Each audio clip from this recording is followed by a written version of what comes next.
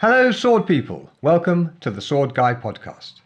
This is your host, Dr. Guy Windsor, consulting swordsman, teacher, and writer.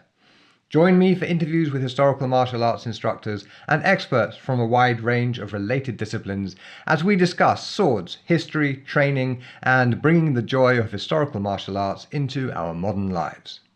I hope you enjoy this greatest hit episode of the show. You can find all the episodes at swordschool.com/podcast, and there's a direct link in the description to this episode's show notes. On with the show. I'm here today with Dario Alberto Magnani, who is better known as Mr. Thokk, who is a long-time scholar of the Italian single combat tradition from the late medieval early Renaissance period, and a world-renowned historical martial arts instructor and gear designer. As a swordsman, he specialises in northern Italian fencing from the early 15th to the 16th centuries, i.e. Fiore, Vadi and into the Bolognese, and he's a successful competitor and sought-after instructor. In the late 2010s, he became a historical martial arts professional between his teaching activities and the founding of Thokk Personal Armor, a business through which he designs and sells innovative historical martial arts gear such as the Thokk gloves, which are popular enough to have attracted low-quality copycat competition. But always buy the originals, of course. All right. Now, I'll just add to the formal bio. The reason I'm chatting to Dario today is because I met him in Spain at the Panoplia, and we ended up spending probably 5 or 6 hours of the weekend discussing details of Fiore stuff and other things. And I thought, you know what? I think that's underestimating the amount of hours, actually. I think you're probably right. All right. So without further ado, Dario, welcome to the show. Thank you. Just to orient everybody, whereabouts in the world are you? I live in Italy. Specifically, I live in Ravenna, so rather near to Bologna, which is probably more known to the HEMA crowd. Fair enough. And I'm extremely jealous of you living in Italy, of course. I was in Italy over Christmas, and every time I go back to Italy, my soul just expands a little bit. So. Yeah, it does that. I mean, it's... there's many myths about Italy being the beautiful country and whatever. And while they are rather true, I think that the most important part of being in Italy is living in between everything that's been historical, always into your everyday life. I mean, my club has a sal in Bologna, probably half a kilometer from where Marozzo was teaching. So we do truly live into where everything happened. Yeah, it's sort of like you walk out the door and wander around the town for a little bit, and you might as well have gone to a museum. There's like ancient stuff everywhere. Yeah. It's fabulous. Yeah. I love it, honestly. I bet. Okay, so I ask everyone this. So just give us a bit of background. How did you get into historical martial arts?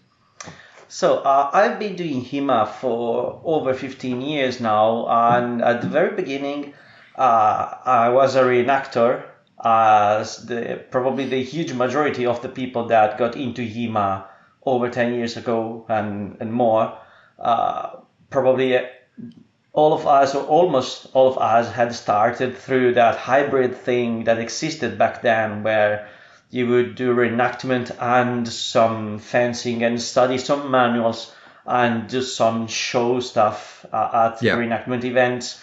It was that sort of hybrid, but I think that in Italy we've been one of the first clubs that methodically used to study and work on manuals over the whole winter while only going to reenactment events over the summer. So there were other clubs back then, obviously, but it wasn't as widespread as it got later. So this is why I can say I've been doing HEMA for 15 years, because I've been into the whole thing for 17, 18 now, probably. I'm not sure right now. And the very first couple ones were more reenactment, and then it became much more HEMA over the time. Although in 2002, I went to Italy for a historical martial arts event, and it wasn't reenactment at all. I mean, there was FISAS, which was doing that's something. It's certainly fencing and somewhat historical. That's what I was referring to, because before it started becoming a more widespread thing, there were a few clubs which also tended to become huge, quite fast, like Saladarmi Achille Marozzo and Fisas and probably a few others. But back then I didn't really know them in first person, so I might be missing someone. That's not intentional, in case. Sure. But yeah, there were like those few larger clubs that tended to be doing mostly or even just HEMA. Actually, my club came from a sort of a splitting from a rib of Saladarmi Achille Marozzo, as someone split out because they also wanted to do reenactment. Right. So it came the other way around already in 2009, 8. And what's the name of your club? It's Società dei Vai, which is established in Bologna and also has a couple other salts around the region. Okay, could you say that again for the non-Italian speakers? So it's Società dei Vai. Okay. But the name comes from a really existing Bolognese society of arms of the 13th century.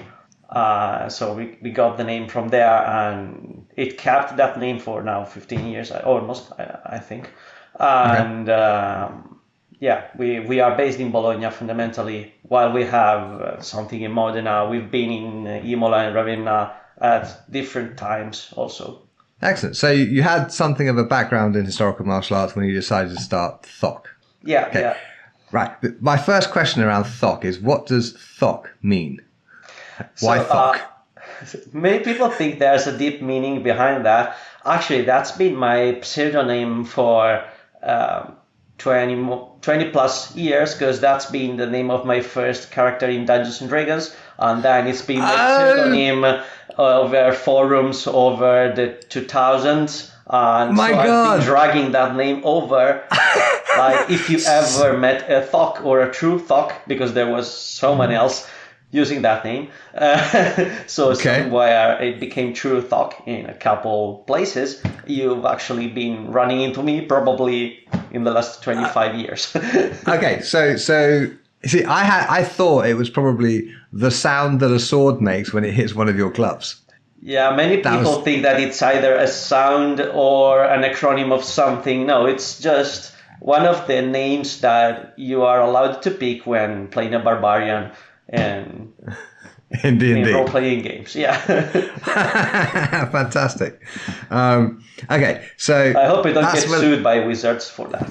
No, I think you'll be fine. All right, so you actually make an income from selling these fencing gloves, and you told me the story about how you went from an idea to a crowdfunding campaign to actually creating a business. And it was fascinating. So I'm going to ask you the question because I want to hear it again. So how did you come to create the gloves and turn it into an actual business? So this started quite far behind in time, because we are in 2024, and I could say that the first idea that brought me here came more than 10 years ago, because it was around 2013, and I was competing mostly in side sword, actually at the time, and I felt like we were missing something that allowed us to fence freely, to fence without hindrance inside sword. So originally that was the first passage. Then over time I switched over to more and more longsword, and I realized that I actually needed my fingers for longsword too. Sorry for anyone who doesn't think so. And I'm all about grip changes with longsword. I mean, you need basically unrestricted grip mobility to fence well with a longsword. I don't want to offend anyone, but I'm used to saying that people that say that you can do everything you have to do with a longsword with a mitten, you can do everything you can do with a longsword using a mitten. Yes, what you can also do is you can take some epoxy resin and you can just glue your fists to the handle and use a sword like that. I mean, why not? Yeah, I mean, we love clubs, but those are HEMA clubs and not sword clubs. So right. Yeah. Okay. So you felt there was a need for better hand protection. So here's the first question: to my mind, this is a solved problem because we have articulated steel gauntlets from the 15th century, and I have cheap 15th century style fingered gauntlets which work beautifully. I can literally play the trumpet while wearing them. They give you absolute freedom to move my hands however I want. If I could play the piano at all, I could play the piano probably while wearing them. So why not just use those? So I knew this question was coming.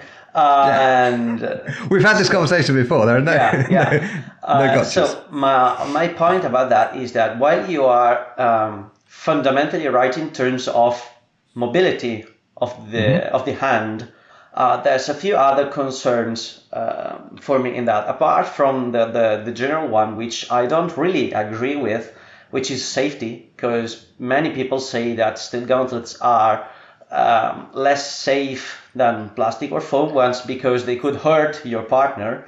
Which is bullshit. You're holding a 4-foot-long steel rod. Absolutely agreed. That's the thing that's going to hurt the partner. Agreed, but with a caveat. I have 3 good answers for this, apart from the weight one.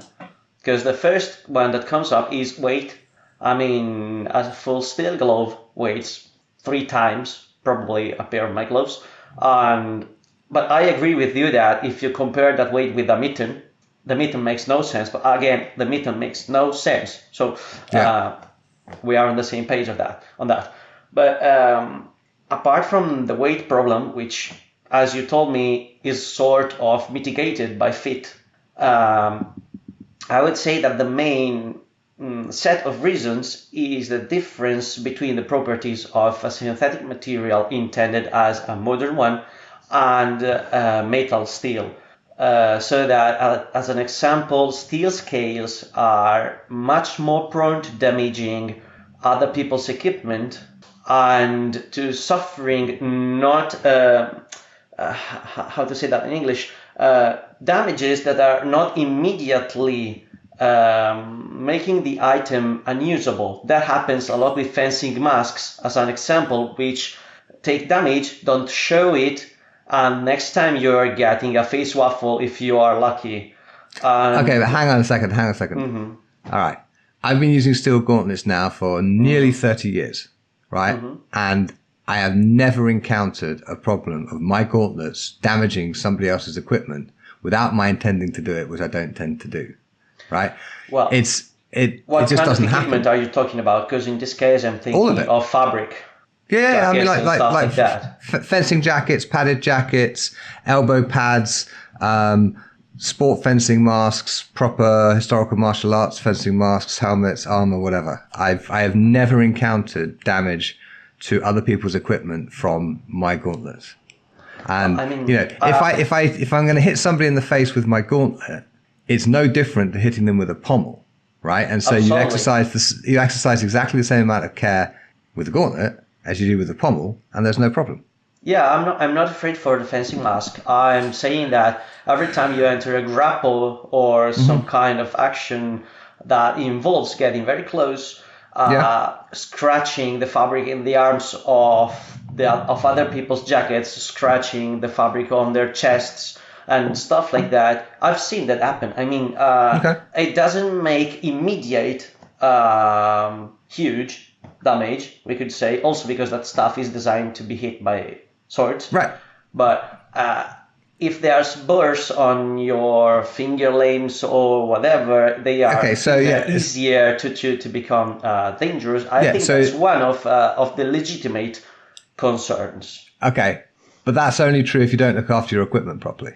Agreed, and I must say that not everyone is as good as they should be at maintaining their equipment. And the sword is going to be picking up burrs during the fencing match much more readily than the gauntlets, because if you're doing it right, your sword takes a lot more blade on blade or steel on steel impact than your gauntlets do.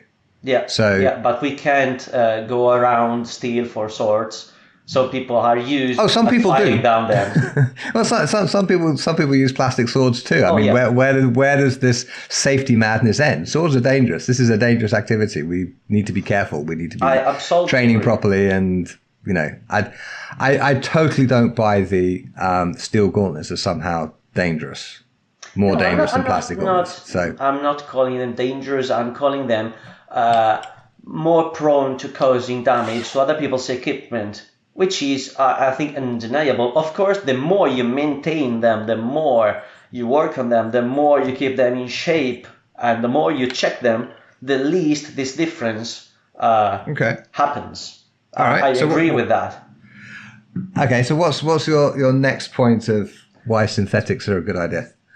Point number 3 is a point of looks. I know this is absolutely okay. I know this is absolutely nonsensical from your point of view. Yeah. But I think you're aware that a lot of people in HEMA buy stuff because of how it looks. Yep. And not because of how it performs.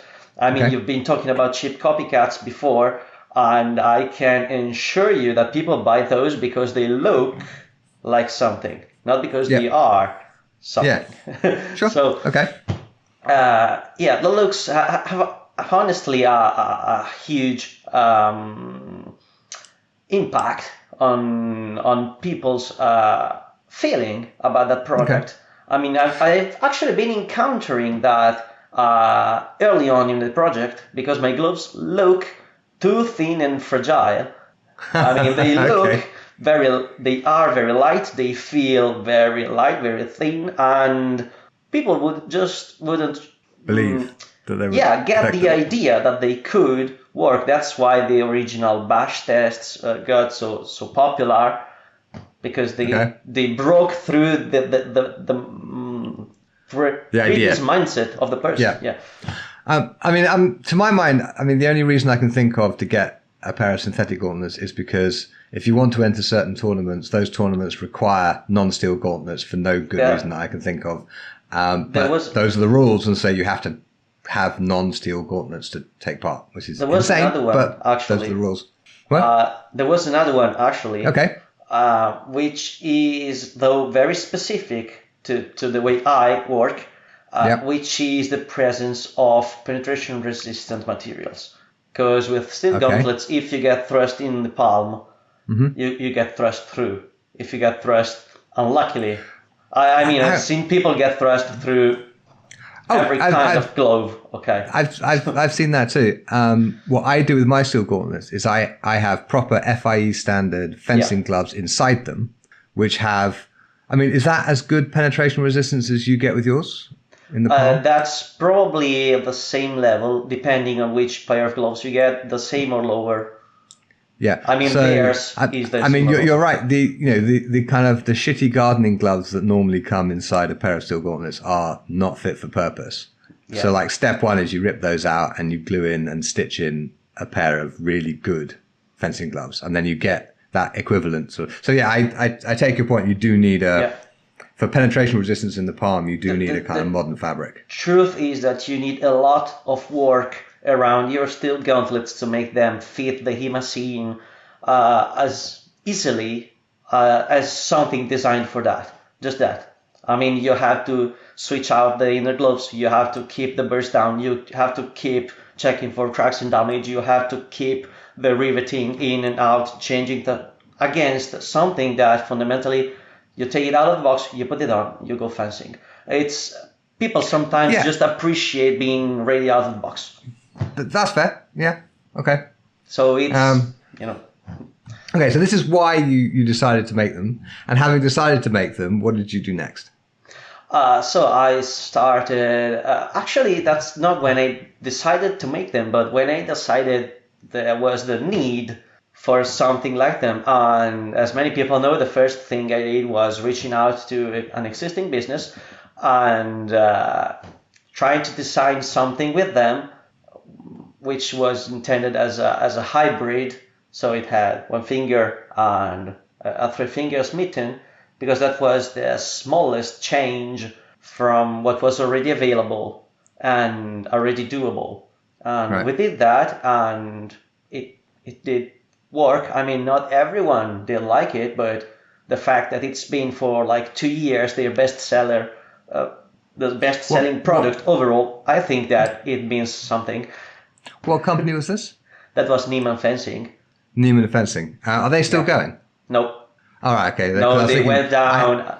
They went down a couple of years ago after several problems they had, which I'm not going to discuss. No. That was just unfortunate business stuff. There we go. Yeah. So you developed this sort of, with Neiman fencing, you developed a kind of hybrid Ninja Turtle sort of thing where you've got the forefinger is separate and 3 fingers together, and then the thumb. I seem to remember seeing some of those. They've been quite popular back then because they were the only option to the only clamshell existing at that time, with the exception of the sparring gloves.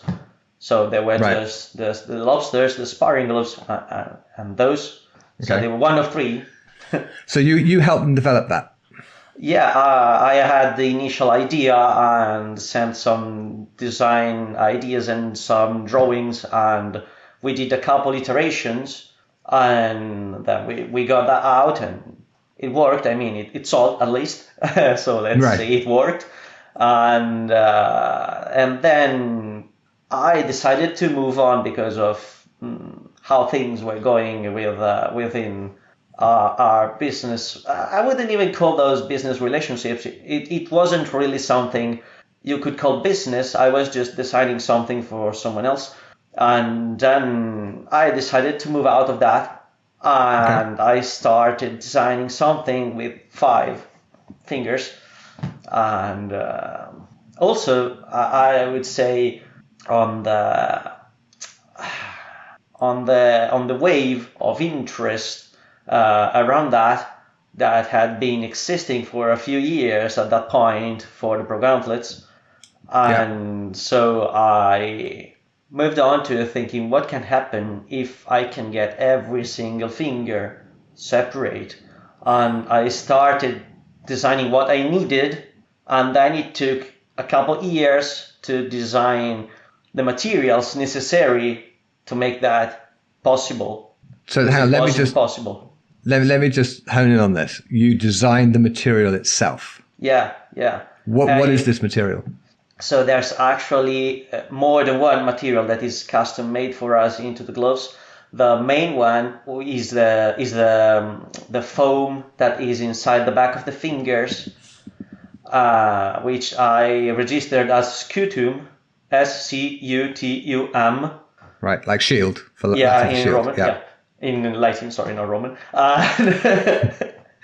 And that's fundamentally a viscoelastic fabric, viscoelastic foam backed by a fabric, so that it contemporaneously acts as a plate on impact, spreading energy on a wider area, just like a rigid plate, and as an impact absorbing soft material behind that superficial plate, so that the surface becomes a plate and the back area remains soft and takes the pressure. So basically a single material is both like the shell and the padding underneath it. Yeah, but it only becomes the shell under impact.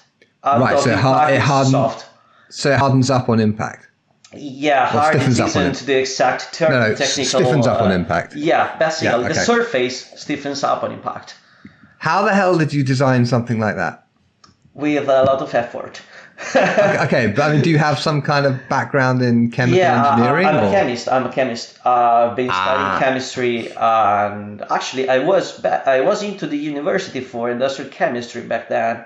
And at a certain point, I had to decide whether to drop off of that or drop off of being Mr. Thokk.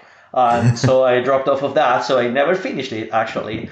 And but yeah, I've been studying industrial chemistry and also chemistry at my high school, so I've been like doing 10 years of chemistry before that. And that's one of the materials, and the other ones are less complex, we could say, but like even the fabric on the palm of the gloves is custom made for us by a business that is known for making the highest quality fencing fabrics that are around, and we got a custom version of it so that we could keep the thickness of the 350 material, but having 800 Newton material with just changes of the arms and not of the structure. Okay, so you got a fencing manufacturer making like sport fencing equipment to make 800 Newton penetration resistance fabric at the thickness normally associated with 350 Newtons of penetration resistance. So you got twice as much penetration resistance in the same thickness. Yeah. Okay. I just wanted to highlight that because not everyone listening has sufficient background in how these things work to understand quite what a significant thing that actually is. And it's also in case it's not obvious, I am massively impressed by all this. I don't particularly care about synthetic gauntlets because I'm happy with steel, but this whole process I am hugely impressed because also I can see all sorts of products where I would absolutely want this stuff. So like, you know, fencing plastrons or whatever could be made of this stuff. Definitely. Right.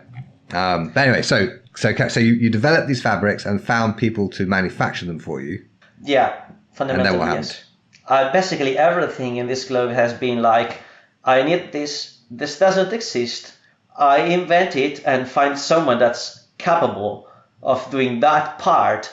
Consider that the parts are made in 7 different countries over 3 different continents. So, it's quite a widespread thing. Okay, but did you get to that point before you actually started producing the gloves? No. Okay, so what happened?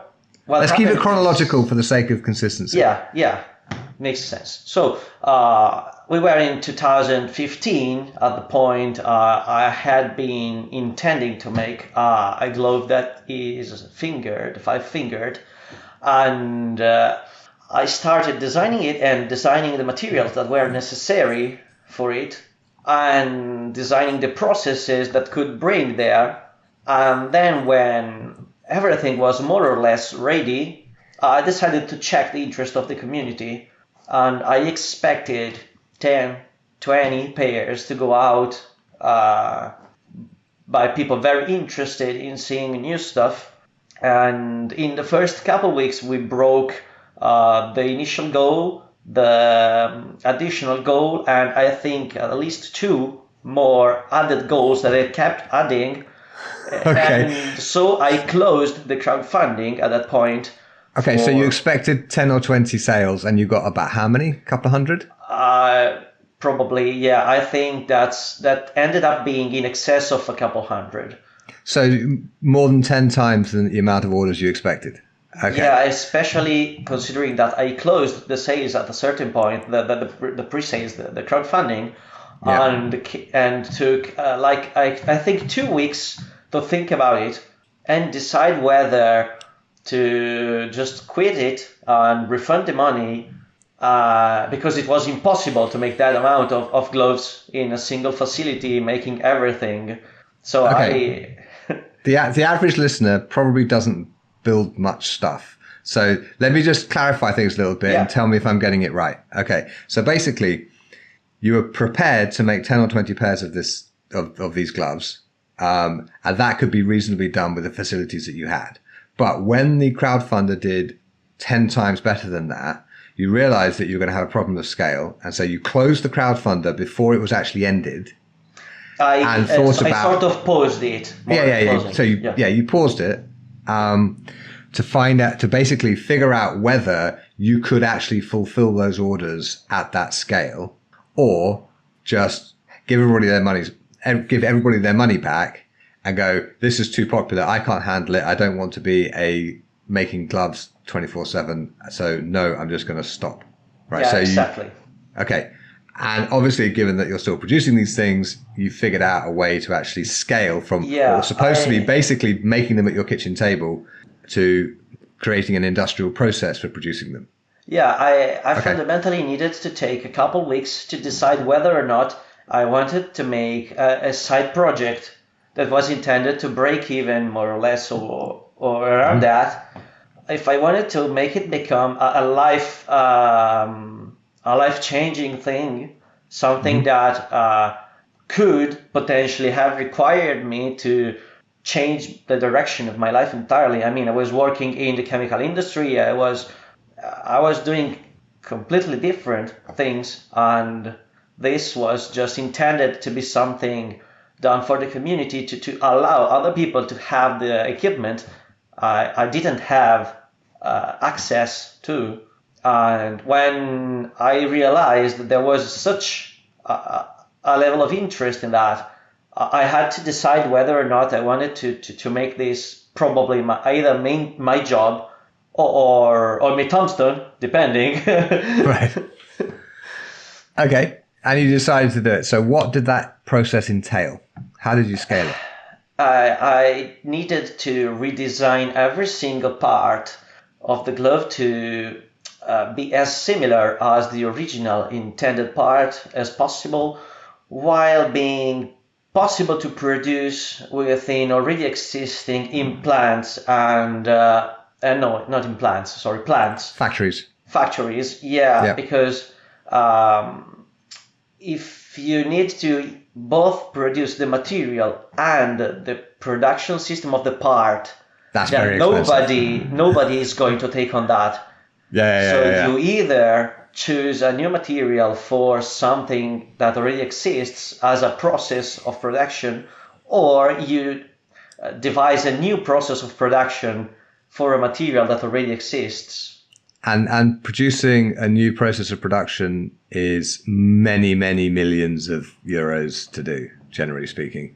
It depends, because actually the scutum we were discussing about before required both the material and the process of production. Okay. But fortunately, I managed to find a solution that required machinery that was already existent, right, to just be marginally modified to allow the new process of production. Right. Yeah, the last thing you want is for factories to have to buy in enormous, great big machines to make your product. Yeah, that would put you like millions behind. Exactly. Probably. So you adjusted the design a little bit to make it mass producible, in effect. Yeah, fundamentally that was the point. I needed to make it scalable, to make it so that making 2 people do this comes out in 10 pieces a month, making 4 people do this comes out in 20, etc. So scalable, while the first project fundamentally required 2 people to make several passages. I do this, then I pass you this, and you do that, and I pass it back to you. It was a very cottage industry process intended for 2 to 3 people as a hobby. Yeah. Right. Okay.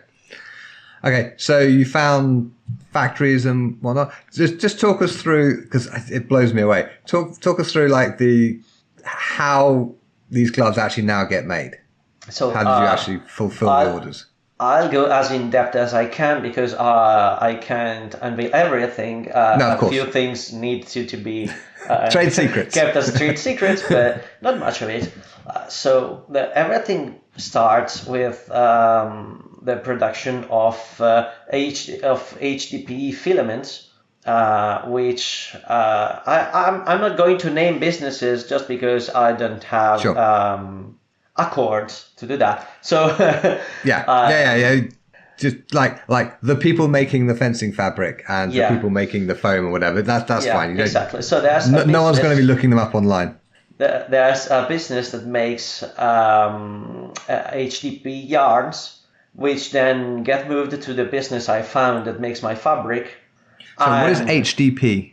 It's a kind of plastic, fundamentally. It's actually not exactly HDP, but it is ultra high molecular weight polyethylene. So it's an extremized variation of an HDP, fundamentally. To keep it as simple as possible. It's fundamentally a plastic yarn. With an extremely high molecular weight. So it's a chain it's a molecular chain that is very, very, very long. And so they already behave as fibers, as single molecules. So when you pack them up and align them one to the other, they become a very, very, very strong yarn for making fabrics. A bit like Kevlar. Fundamentally, it's been replacing Kevlar, which is a registered trademark, I would remind you. And it's been replacing that in several applications actually, because the yarn itself is not something I designed, obviously, Right. but there's a business making it. And we got the yarn and got a business using it in place of polyester to make this elastic 800 Newton fabric that's under 2 millimeters thick. Right. And that was the main passage to obtain the outer layer of the gloves in terms of materials. Then we got the same yarn and got it formed with carbon fiber, woven with carbon fiber to obtain another kind of fabric, which then becomes part of the scutum material. So it's shipped over to either Hungary or Latvia, where the production plants are, and there they foam it and work it with the viscoelastic material I chose and fine-tuned for that to make the scutum protective material. Right. And then everything gets shipped over either to my local warehouse in Italy or to Pakistan, where there's a business that is making the stitch work for me, and it's not a HEMA-known business. There's been a lot of people guessing that it was a rather known business. That no, it's. I know the business you mean. I've worked with them myself. Because the quality of work is nowhere near.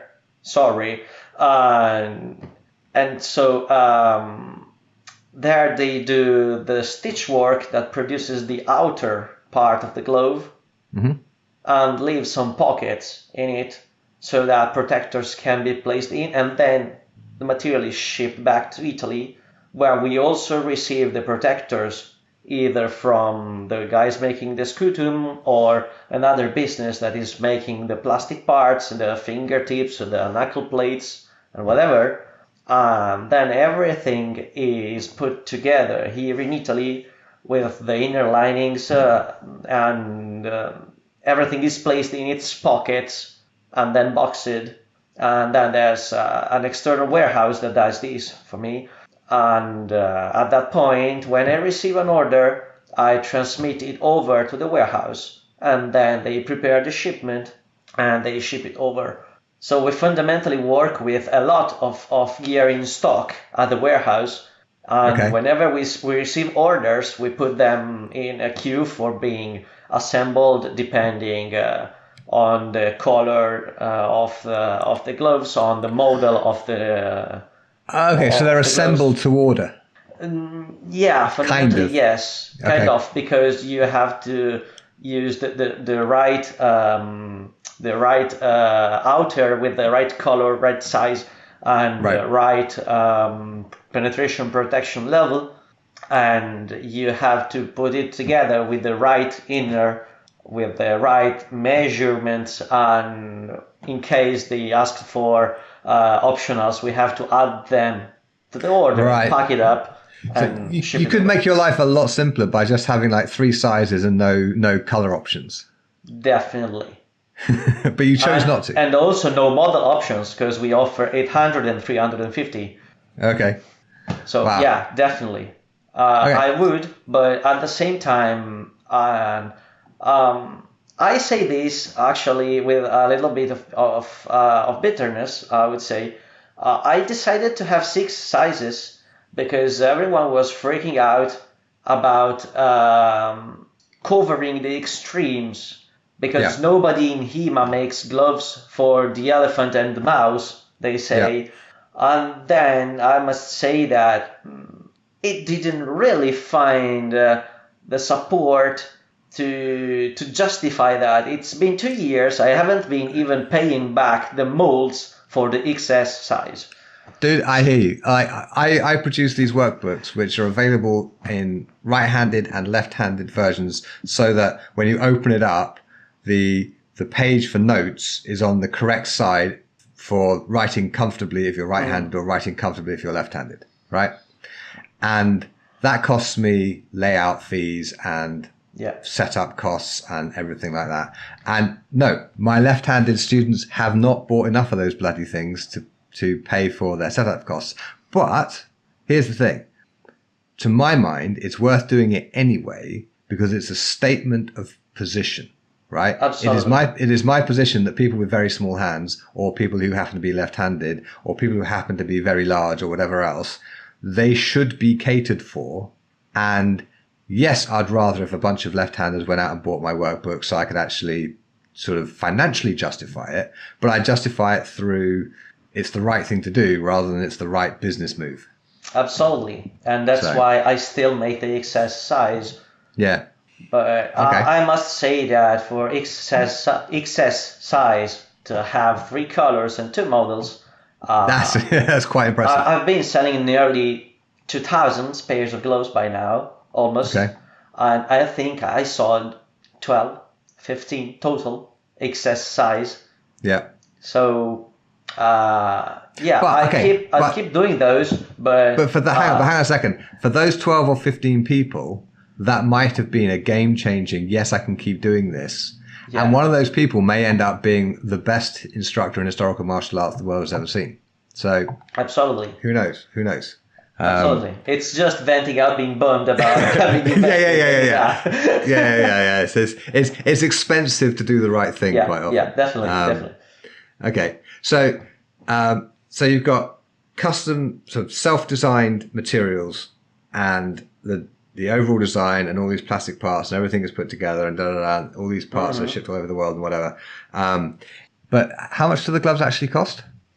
They are the 350 model is 240 euros plus VAT, depending on where you are living. And the 800 model is 270 plus VAT. Sorry, it's 270. Okay. That is not a lot. That's about what I would pay for an off-the-peg steel gauntlet. Yeah, I think it's a rather sensible price point. It's very sensible. I'm just surprised you can do it at that price, given how much work went into it and how much setup there is and how these materials need to get produced for you. And that's the reason why we can't really do custom, because we need to buy the parts in thousands. I mean, I've been ordering fingertips. I think I ordered like 10,000 of them the other day. So they end up lasting 6 months to a year. I've been ordering materials in the sizes of tens of hundreds of square meters for fabric. Right. So that's the only way you can have real industrial size, and not cottage industry, but industrial size makers work for you. And at that point, prices drop. Yeah, so you get massive economies of scale. Okay. Yeah, it's like printing books. Like the first book costs you a fortune to print. Printing one book is, I don't know, some hundreds of euros. Printing 1,000 books is a few. And the revolution of print on demand changed all of that. But even now, like when Penguin orders 10,000 copies of a paperback, they are paying probably somewhere around $1 a copy to get it printed. It changes a bit, but whereas the same book being print on demand with KDP is probably 3 or 4 times that. That's the real difference. I mean, the print on demand is still probably comparable to the cottage industry kind of pricing. If you step up into real industry size, prices go really down, and obviously you have to coordinate a lot of material and a lot of shipping, but you can really manage prices to be acceptable, I would say. So did the crowdfunding campaign actually pay for all of this? No. Okay. I can unfortunately bluntly say no. Even though it was probably the biggest crowdfunding campaign in HEMA yet, I think. At its time, it surely was. I don't know if anyone has gone over what did that. you raise? What did you raise? It was something above 30,000 plus another 20 on the second round of pre-sales 6 months later. Yeah, it may have been the biggest at the time. My Audacia campaign raised about 53. And I know that these days, some of Michael Chiddester's HEMA bookshelf campaigns have raised over 100. So basically what's happened is the community has woken up to crowdfunding. And like 10 years ago, like with my Audacia campaign, like 50 grand was an amazing campaign. I think if you did it again, you'd probably get twice as much. Possibly, but I think I'd like to think at the very least that the fact that crowdfunded HEMA material has actually started to come out for real, sort of made a difference. Because I remember 2017, 2018, when people were sort of scared of getting into crowdfunding campaigns for HEMA because they had been burned a bit, at least for gear. For gear, yeah. I mean, I did my first campaign in about 2011, I think. And it raised like €1,000, and that was quite good. And then my second one, I think, was one of my books. And that did pretty well. It raised about 12. But the thing is, it is so much easier to produce a book than it is to produce a gauntlet. Because there are these factories that will they'll take your print PDFs, which are quite easy to and cheap to produce, and they will convert them into a printed book for a few dollars a piece. It is industrialized to a point that this glove making thing just isn't. So yeah, it's good to see that the community is kind of getting used to the idea. Yeah, definitely. And I think now, if you wanted to, you've got enough of a track record of actually producing the thing that you'd probably, if you had an idea for, I don't know, a similar, gorget or chest protector or something like that, you could probably raise a lot of money for it. I mean, probably yes, but at the same time, I'm not sure if I would run another crowdfunding campaign. Okay. Because it puts, at least in my field, it puts an extreme level of pressure on you compared to just selling the item. Because if you don't need the money beforehand, don't do a campaign. Yeah, definitely. And at this point, with the business running and going rather well, I hope I won't need money beforehand to launch jackets and stuff like that, because it's really on our side, it's very hard to be disappointing anyone if you run long on something or whatever. Yeah. And on the other side, if there's no other way to get something out and you really think that that thing has to go out, a crowdfunding campaign is the only solution you have. Back then, it really was the only way to do that, to justify getting into that. With books, I did a few books on crowdfunding. I crowdfunded them because I needed to know that people would actually buy them. Yeah. And I needed to figure out how to actually produce these books and who I needed to hire and how much it was going to cost, all that sort of thing. And these days, I don't bother with crowdfunding for books because it's just not worth the stress.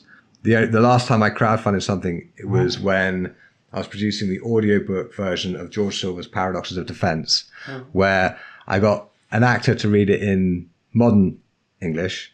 And I also got the most famous actor doing original pronunciation Shakespeare, a guy called Ben Crystal. I got him to do it in original 16th century pronunciation.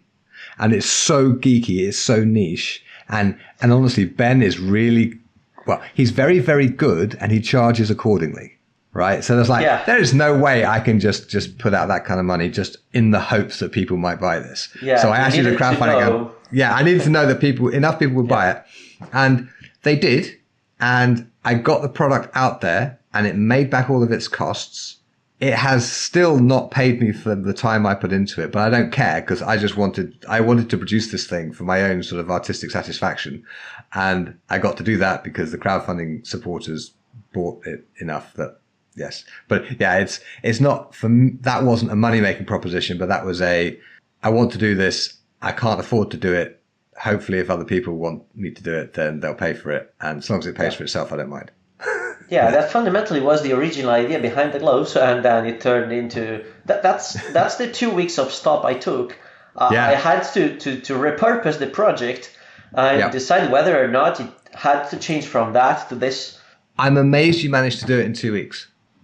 Well, I'm a person that if I have to take a decision, I wait it and take it. I never need a long time to decide something, because if I am undecided on that, I just won't do it. Yeah. If it's not a hell yes, it's a no. Exactly. So I took a couple days off to just think about it and approach it with a fresh mind. And then at the end of the week, I was already decided. Then I took another week to ponder some maths, checking out how to do that, not if to do that. Right. And then went on doing it. Wow. Okay. Now, I think we should probably restart the conversation that began at the Panoplia when you came up to me and asked me something about the Three Voltas star blades. Oh, sorry, the Three Voltas of the sword in Il Fior di Battaglia. Okay. So, the thing that sort of really struck me is the way you approached it. It was like you were expecting me to shout at you. Well, I wasn't expecting you to shout at me, also because we had already talked a bit over the internet like 5 years ago, I think.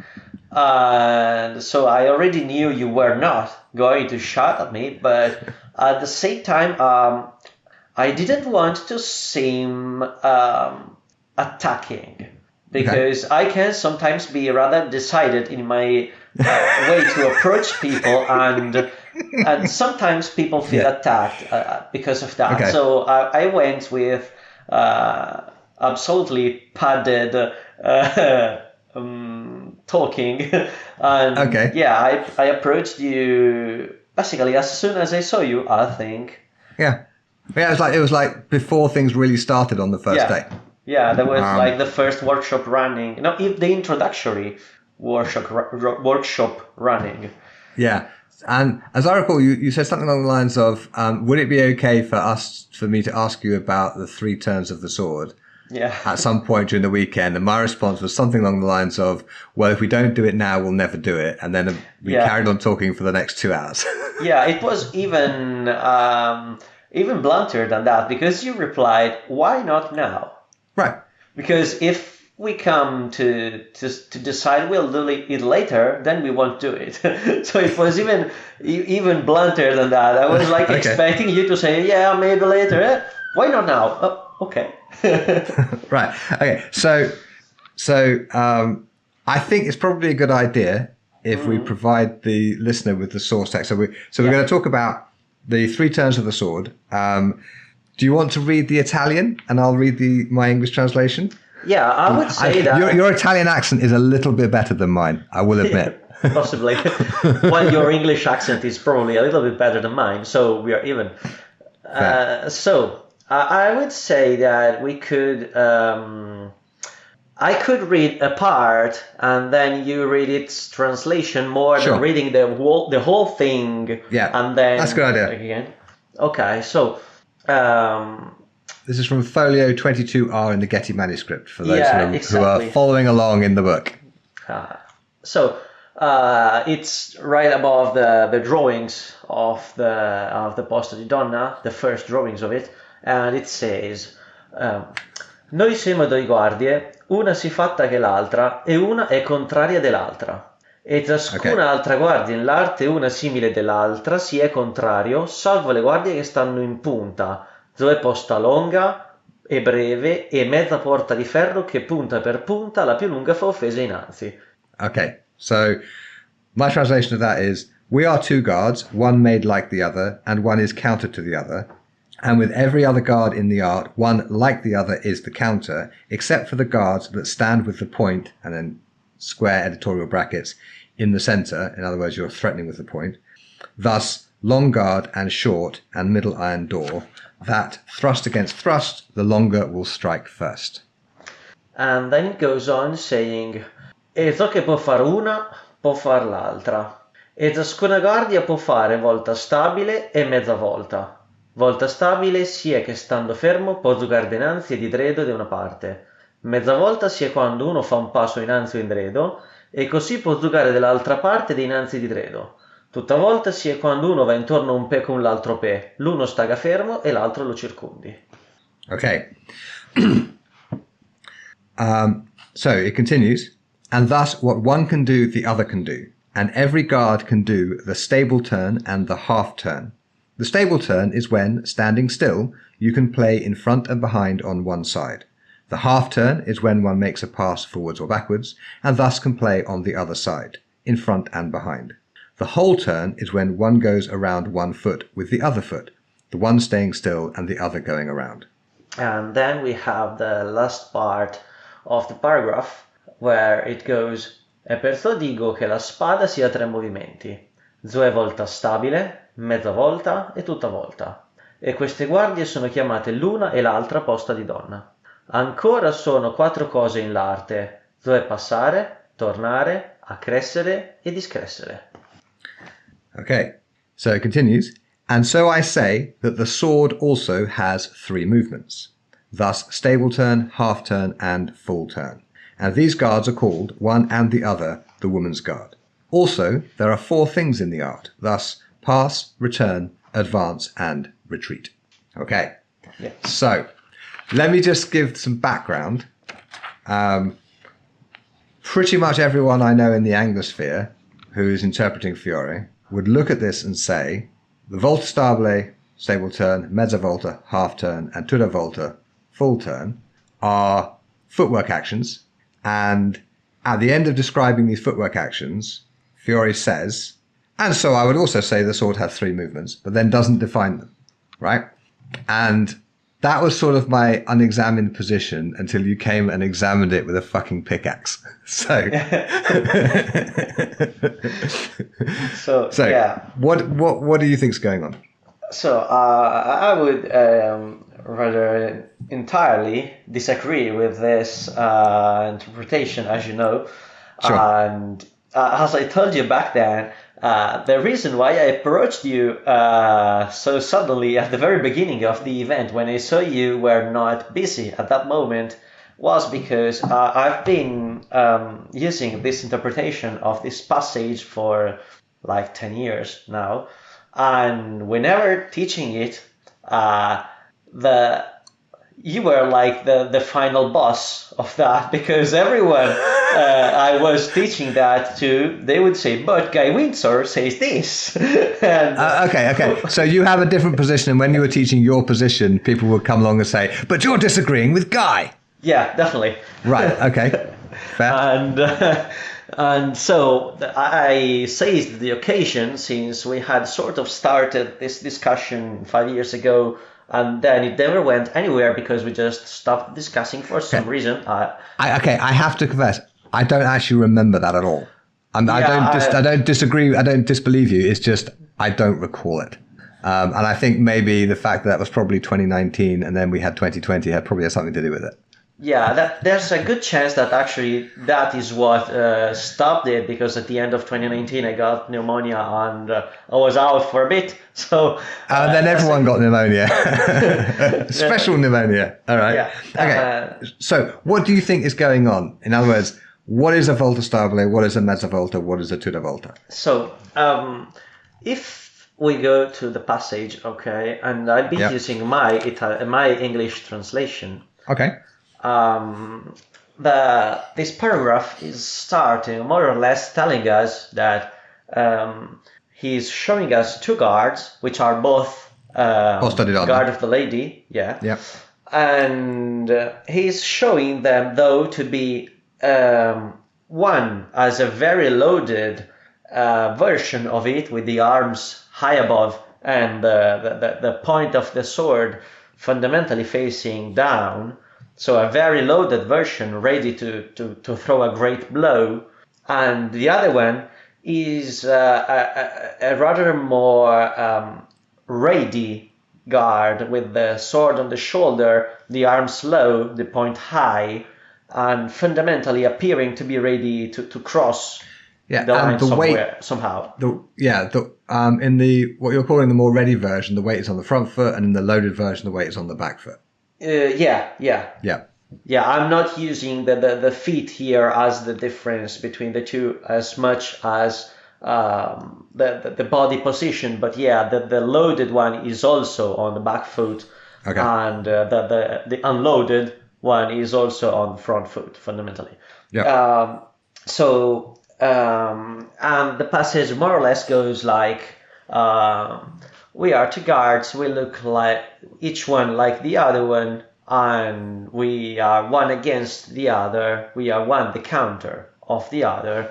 Yeah. And every other guard similar one to the other are counters with exceptions. And he basically goes on with a first introductory part of the paragraph where, in my opinion, he's telling you that when the opponent presents a threat, you have to answer it. And if you don't have another answer at hand, we could say, the same guard is an answer. Yeah. So one is the counter of the other if they are similar, and then he makes the exception. If they are on the point, don't do that because you'll skewer each other. Yeah. And then he goes on, basically out of nowhere, telling us, and there's the voltas. Yeah. And he starts off by saying, each guard can do stable turn, or I don't use the turn word, actually, I call them voltas. So I will say let's just use volta stabile and mezza volta and just avoid the translation, because we're going to get into nuances of what it could mean later. So just use the Italian for now. It's fine. Okay. So he tells you that each guard can do volta stabile and mezza volta. Yeah. Full stop. Which deliberately excludes tutta volta. Yeah. Okay. So not every guard can do a tutta volta, apparently. Exactly. That's my take. And then he tells you volta stabile is that without moving, one can play back and forth on one side. Yeah. This is rather different from the way you translate it. Okay. Stando fermo means standing still. Yes, but at the same time, it is also without moving. So while literally, motionless is not exactly a translation of stai fermo to me, because I think that the overall meaning can be also passed by standing still. I translate it as without moving because I think it is referring to moving on the line, moving yourself in the fight, and not of moving anything in your body. Yeah, the reason I would say standing still is because it doesn't preclude moving your arms. It just doesn't want you to move your feet. Yeah, but I don't think that stable turn prevents you from moving your feet. Why not? Because that is an explanation of what a stable turn is, but then when the paragraph goes on, it moves on to showing aggressor and decressor. Okay? Yeah. So if I am passing, I am moving in the fight. If I am doing an aggressor, I have not really been moving. I have been sort of shifting. Okay. Hang on a second. Before we go on to that, we need to. Yeah, okay. That's why the way I would translate aggressore, or the way I would explain aggressore, is a step forward where you step your front foot forward. Sometimes you bring up the back foot behind it. Sometimes you'll do something else with your back foot, but basically the front foot moves forward. Yeah. And a discressore is when you move one foot or the other back. Not any motion that brings back one of the feet is a decressor. No, sure. But if you're standing still, right, and you take a step backwards, so your left foot forward and you take a step backwards, and at the end of that step, you're still left foot forwards, That, to my mind, is a discretionary. I'll try to explain this with an example. If you think about the way he describes posta di dente di cinghiale, so the boar's tooth, okay, Yep. he's telling you that from there you can thrust without moving and then come back. Yep. Or you can thrust with please go check in the book. No, I'm just grabbing my translation from medieval manuscript to modern practice, the longsword techniques of Fiore de Liberi, because it is my translation of this stuff, and it's got the transcription with it, so I can go immediately to find Tenti Shingaro, because I do know exactly what you mean, but this is one of those conversations where the exact phrasing is really important. It's page 24 recto. Okay. Yeah, and it's page 170 from medieval manuscript. So, yeah, okay. So it makes great thrusts, and it returns with a fendente, and yeah, and it in quello zetar di punta, so in that throwing of the thrust, accresce lo pece dinanzi, it increases or accresceres the foot that is in front immediately, and returns with a fendente to the head and to the arms, right? Yeah. And returns in her guard. So in this occasion, he's showing us, in my opinion, but this is getting messy though, but this occasion shows us a case where he tells you that without moving, you can throw that thrust and come back with a fendente, or with an accrescer and then... Hang on a second. Where does he say without moving? So, so non si muove di passo. Exactly. So ella tra it tells grande you punto don't per sotto, pass. yeah. Okay. And you don't make a passing So step. in the way I see this, and in that occasion when he is just increasing a foot and then coming back with it, he hasn't been moving in terms of having moved of passing, so of having changed his position. Because if you pass from one side to the other, the guard tends to change. Yeah. But if you just step forwards or backwards, the guard remains the same. You don't really need to change the guard. Okay. You can do, but you don't have to. Yeah. Exactly. So in this specific reading, I think that an accrescer or an accrescer do not constitute moving. Okay. Okay, hang on. In terms I don't think they break the idea of standing still the way you put it. So that's why I don't use standing still. I agree that, but let me get to it. I agree with your concern. I'm not saying that's a sure thing, but I am saying, and it doesn't really matter for my interpretation of the voltas, but I changed that tiny bit of translation because in the overall reading of this paragraph, in my opinion, it fits better. But the meaning between standing still and not moving isn't really that far apart. Okay. I will not be changing my translation on that, not least because stando fermo is a much more direct translation. Yeah, it is. Right? Because stando is standing and fermo is still. Yeah, it is an absolutely literal translation. I'm not contesting that. Okay. So. All right. So what is a stable turn? So he tells you that a stable turn is that without moving or standing still, however you prefer, one can play back and forth on one side. Yeah. So as any kind of action that can bring you playing back and forth on one side without taking a passing step is a stable turn. So that's... Or volta stabile, yeah, okay. Yeah, so that thrust, he shows you in the boar's tooth moving fundamentally from the boar's tooth to the long guard. Yeah. And then that returning, coming back to the boar's tooth on the same side, playing forward and backwards or back and forth on the same side is a stable turn. So a volta stabile. Okay. Yeah, a volta stabile. I keep using stable turn because I've been rereading your translation before, and I got it in my ears.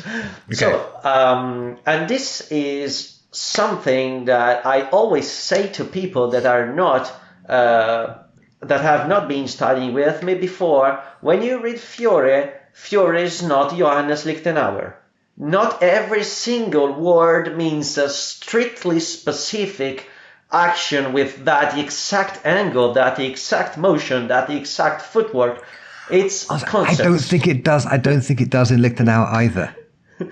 Okay, fair enough. Okay. I don't know the German tradition enough, but I would say that at least the German tradition has a lot more categorizing than Fiore's fendente, which is basically any blow going in one direction, without differences between, you would at least get an Oberhau and a Zornhau. Okay, there's more categorization in Lichtenauer's work than in Fiore's. That's the joke. So I would say that by this passage, any action that, better say that, a stable turn identifies any action that doesn't make you change the side of your body where you are fighting.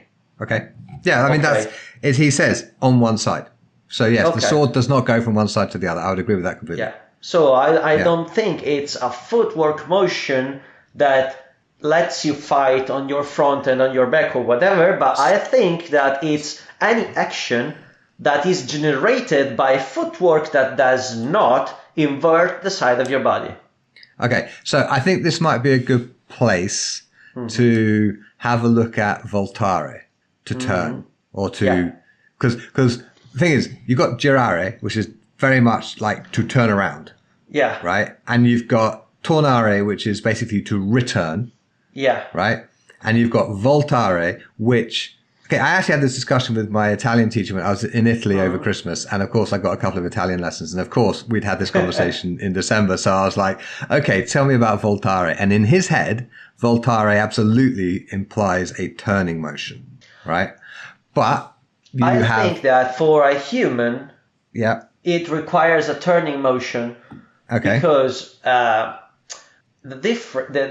straight out difference between voltare and girare, to me, is that girare identifies the action of turning your body, while voltare identifies the action of turning, we could say, your direction of sight, so that you giri lo sguardo, you turn your sight, but you don't volti lo sguardo, you volti yourself.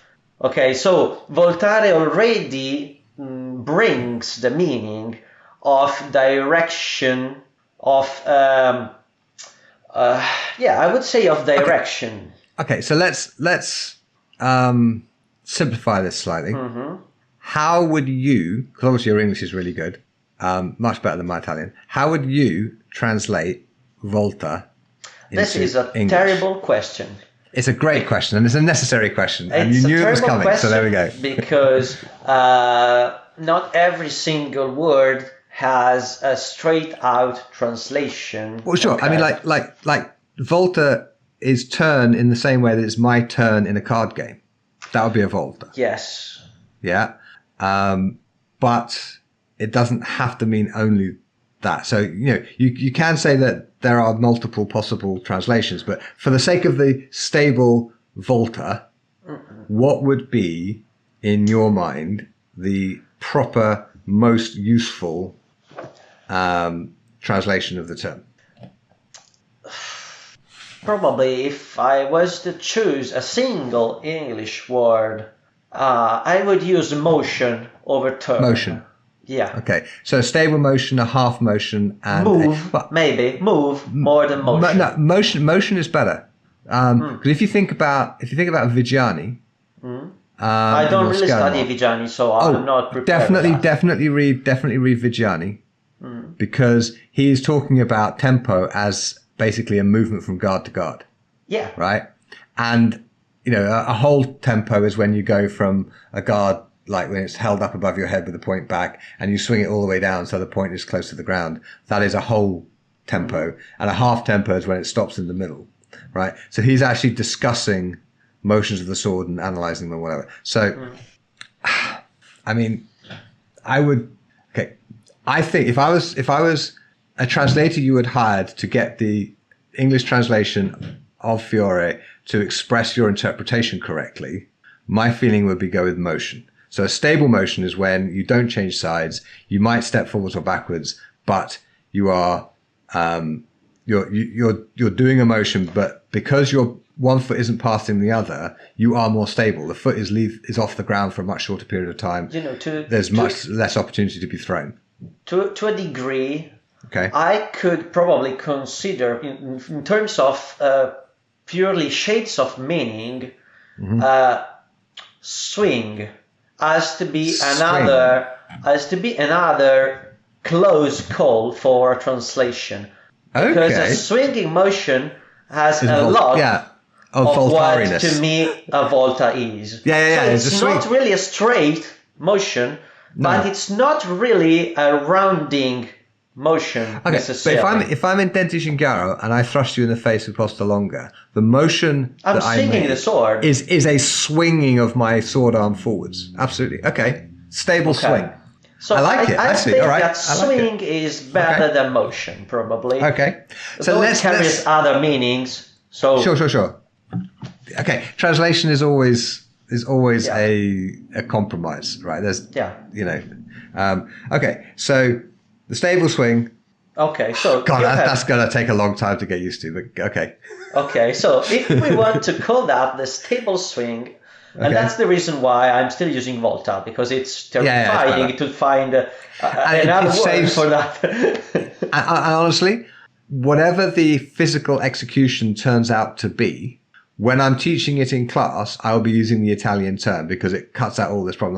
Like we use mandrillo fendente, we don't say forehand descending blow, right? Yeah. For the same reason. It eliminates the problem of coming up with a selection of definitions from the Venn diagram. I like being able to find words in the person's languages, because a lot of people consider the original terms to be a lot of jargon uselessly thrown at them for no reason. I know many people that see it that way, to be blasted with like 10 Italian terms out of 15 words. And so I need to find an in-between solution, but for this one I couldn't find one until a minute ago, where swing isn't really bad. Okay. Interesting. On the getting people to use Italian terms in an Anglophone class, what I do is I get them to do the motions and then I give them a name for it, but I don't emphasize, you have to learn this name. It's just they pick it up slowly over time. It's like it can turn into a kind of a word salad if you're not careful. And then when they've done something cool, like striking from posta di donna with a mandrillo fendente through posta longa into a posta di denti cinghiaro, and the whole thing was done with a passo, they're like, oh my god, that was a lot of Italian. But it's just, you just swing the sword from your shoulder down to the ground while you're stepping forward. I mean, duh. Everyone has to find their best balance. And I try to translate the words that are safest to translate, and I avoid translating the ones that could cause a mess. Okay. So see, when I'm publishing a translation, I have to translate every word, right? I can footnote words if I need to, but if you leave Italian words untranslated when you're selling somebody a translation, you are being unfair to the completely Anglophonic purchaser. I would be doing the opposite, meaning that I would probably be leaving everything untranslated when coming to specific technical terms, and then footnote the translation. Right. Okay. If it was me. Because I've seen translations produced that way, and I've seen an awful lot of very upset people who thought they were buying a translation and what they got was a mixture of English and Italian, and they were not happy at all. So I can understand that. That's one of the reasons why you can't find an English Fiore by me around. Right, fair enough.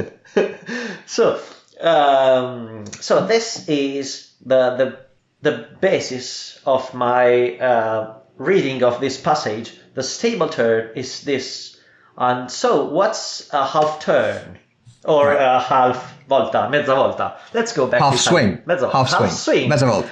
Okay. So, it's when one makes a turn forwards or backwards and thus can play on the other side. I lost the passage on the computer. Just a second. Here we are. Okay. So to me, the translation is mezza volta is when one takes a step forward or backwards, and this way they can play back and forth on the other side. Okay. So my take on this is that any action that is generated by a footwork that brings your body to the other side, and so you playing to the other side, is a mezza volta. Yeah, so I agree.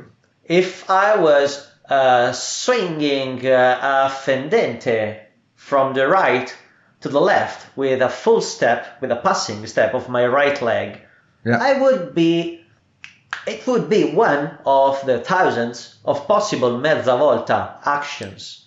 I would agree, 100%. Okay, so a mezza volta is any action that allows you to go doing volta stabile actions on the other side, fundamentally. Oh, it's an action that brings your sword from one side of the body to the other with a pass. Yeah, I would say. Yeah. Okay. More than saying the sword, I wouldn't say the sword to the other side of your body, because there's a couple occasions in which this wouldn't be true, namely with some of the central guards and some of the guard lady or the tired window, where you actually you could have the sword on the other side entirely because it's on the back of your head.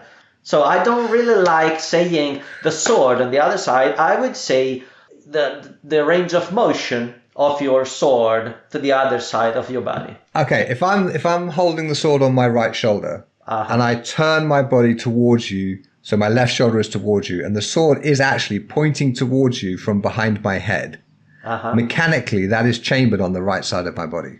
Yeah, that's what I'm saying. So you're chambered on one side, and you release that chamber, Absolutely. and you swing through, and you go to the other side. That's what I'm saying. The range of motion of your sword is on the other side, more than the sword itself. Yeah, okay. Because otherwise, swapping from a slightly loaded guard of the lady, just turning your body and getting into a very loaded one would be a mezza volta.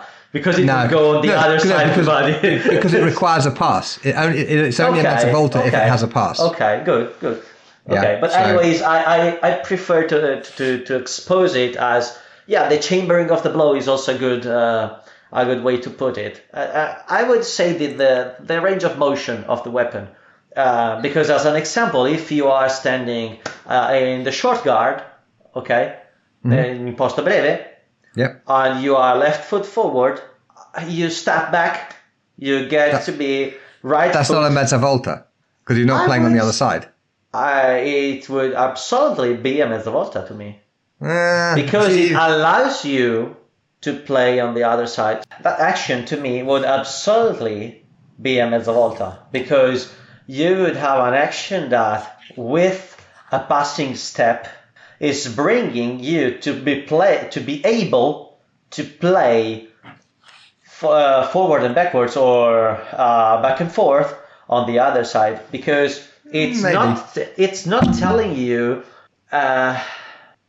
It is mezza volta sì è quando uno fa un passo in avanti o indietro e così può giocare dell'altra parte. So mezza volta. Thus you can. Yeah. And so you can play, and this way you can play. Yeah. And so it is a passing step that allows you to go playing on the other side of the body. Okay, maybe. So to my reading of that is a mezza volta. And so any action that involves a passing step that brings you that makes you able to play on the other side is a mezza volta. I would agree, generally speaking. And then we have fundamentally covered every single possible action, because every action that is generated by footwork that doesn't change the side of your body is a volta stabile. every action generated by footwork that does change the side of your body is a mezza volta. And what's the need for the tutta volta? That's a good question. And Fiore tells us tutta volta is any action. This is paraphrasing more than translating. Okay, I am going by memory at this moment. It tells you that it's any action that involves one foot standing still and the other encircling it. Around it. So, going around it. So, incidentally, it is probably that one sentence where he's just talking about the feet that gives us the impression that volta stabile and mezza volta are fundamentally footwork actions. Yeah, so let's take an example. Okay, we are getting close. Okay, and I am with my left foot forward, and I am on your right side of the body.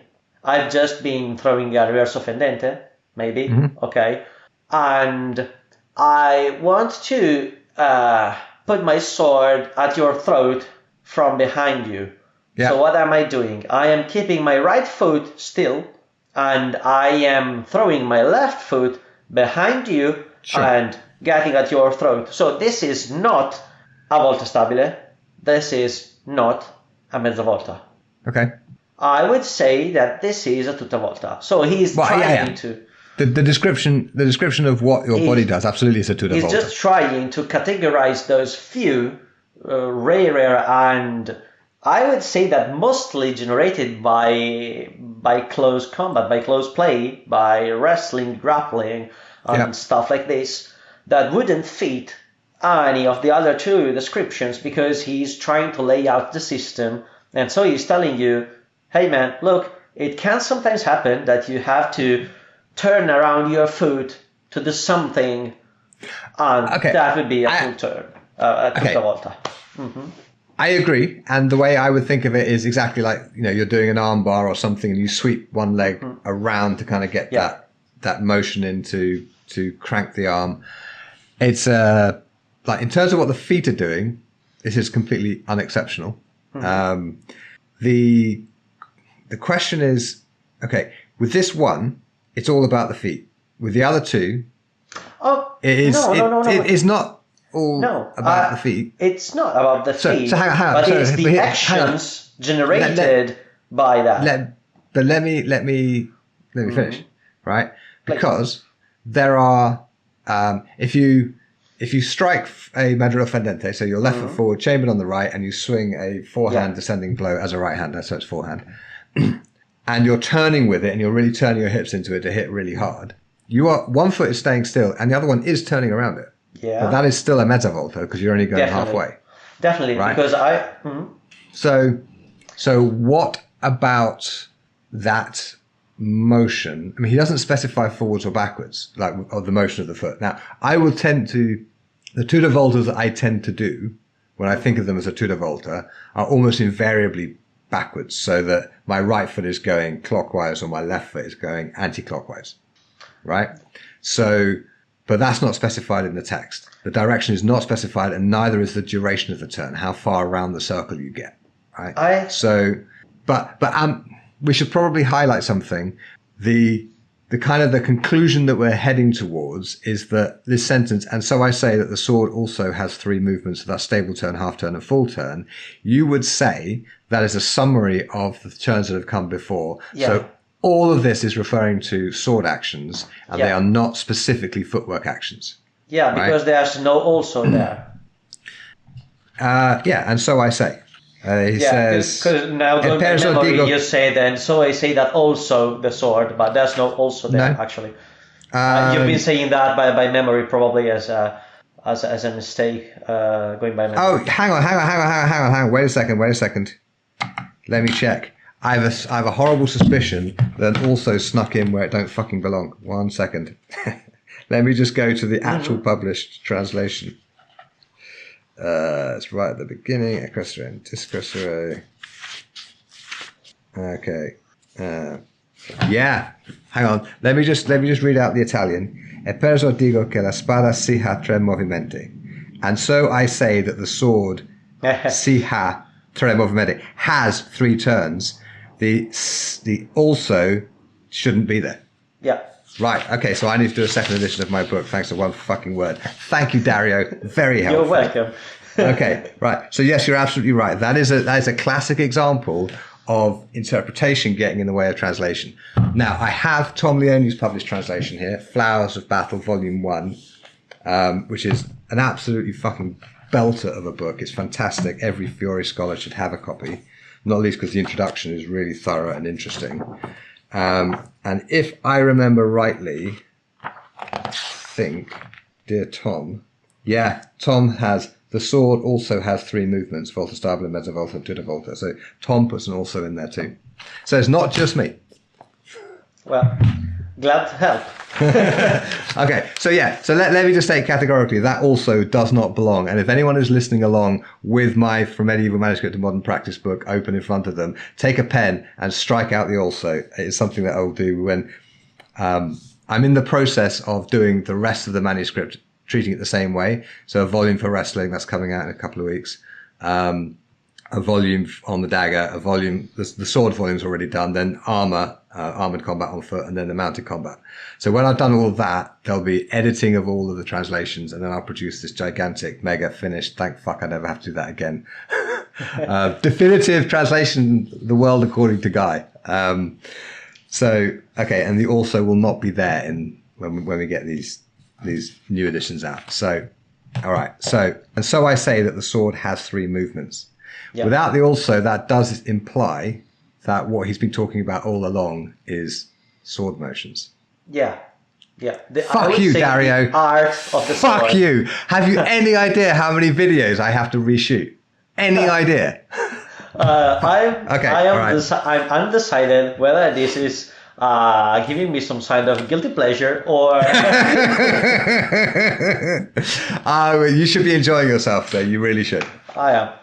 So, just to close out on the previous topic, I would say that in extremely streamlined and simple modern terms, we could say that a volta stabile is any action generated by no stepping or advancing or retreating minor steps. Mezza volta is any action generated by a full step. A tutta volta is any action generated by a pivoting step. Okay. I think that's a decent sum up in modern terms, probably. Yeah, okay. I think that's a very clear statement of your position, and I am coming swiftly around to it, but I'm not quite there yet. All right. All right. Now, he then says, and these guards are called one and the other the woman's guard, right? Posta di donna. Okay. I think that's unremarkable. We can just take that as read. Yeah, right? He's basically telling you can sort of balance forward and backward. That those are stable turns. Those are volta stabile. Yeah, so that shift. Okay. For those who are not Fiore scholars and who have not been following my Fiore stuff, if I'm forward weighted and I turn my body so my weight goes from my front foot to my back foot, right? I would call that the volta stabile, and I would think of it as a footwork action, although the feet aren't actually moving. Well, they're turning in place, but like you're stubbing out cigarettes, but they're not actually moving. So you would also call that a stable turn, would you? I would consider that to be one of the hundreds of possible stable turns from that position. Yeah. Fine. All right. That helps. So that's less awful than it might have been. But I wouldn't really focus that on the foot motion. I know many people that have that opinion and that think that the stable turn, they call it at the point, is the motion of the feet turning one direction or the other. I would definitely not consider that to be the core part of it being a volta stabile. No, it's the in front and behind that's the core part. Yeah. Yeah, I would agree. And here comes one of the most interesting parts of this paragraph, at least to me, which is the ending of it. Yeah. Ancora sono 4 cose in l'arte. Yeah. Also, there are 4 things in the art. out of nowhere, Fiore comes up with footwork.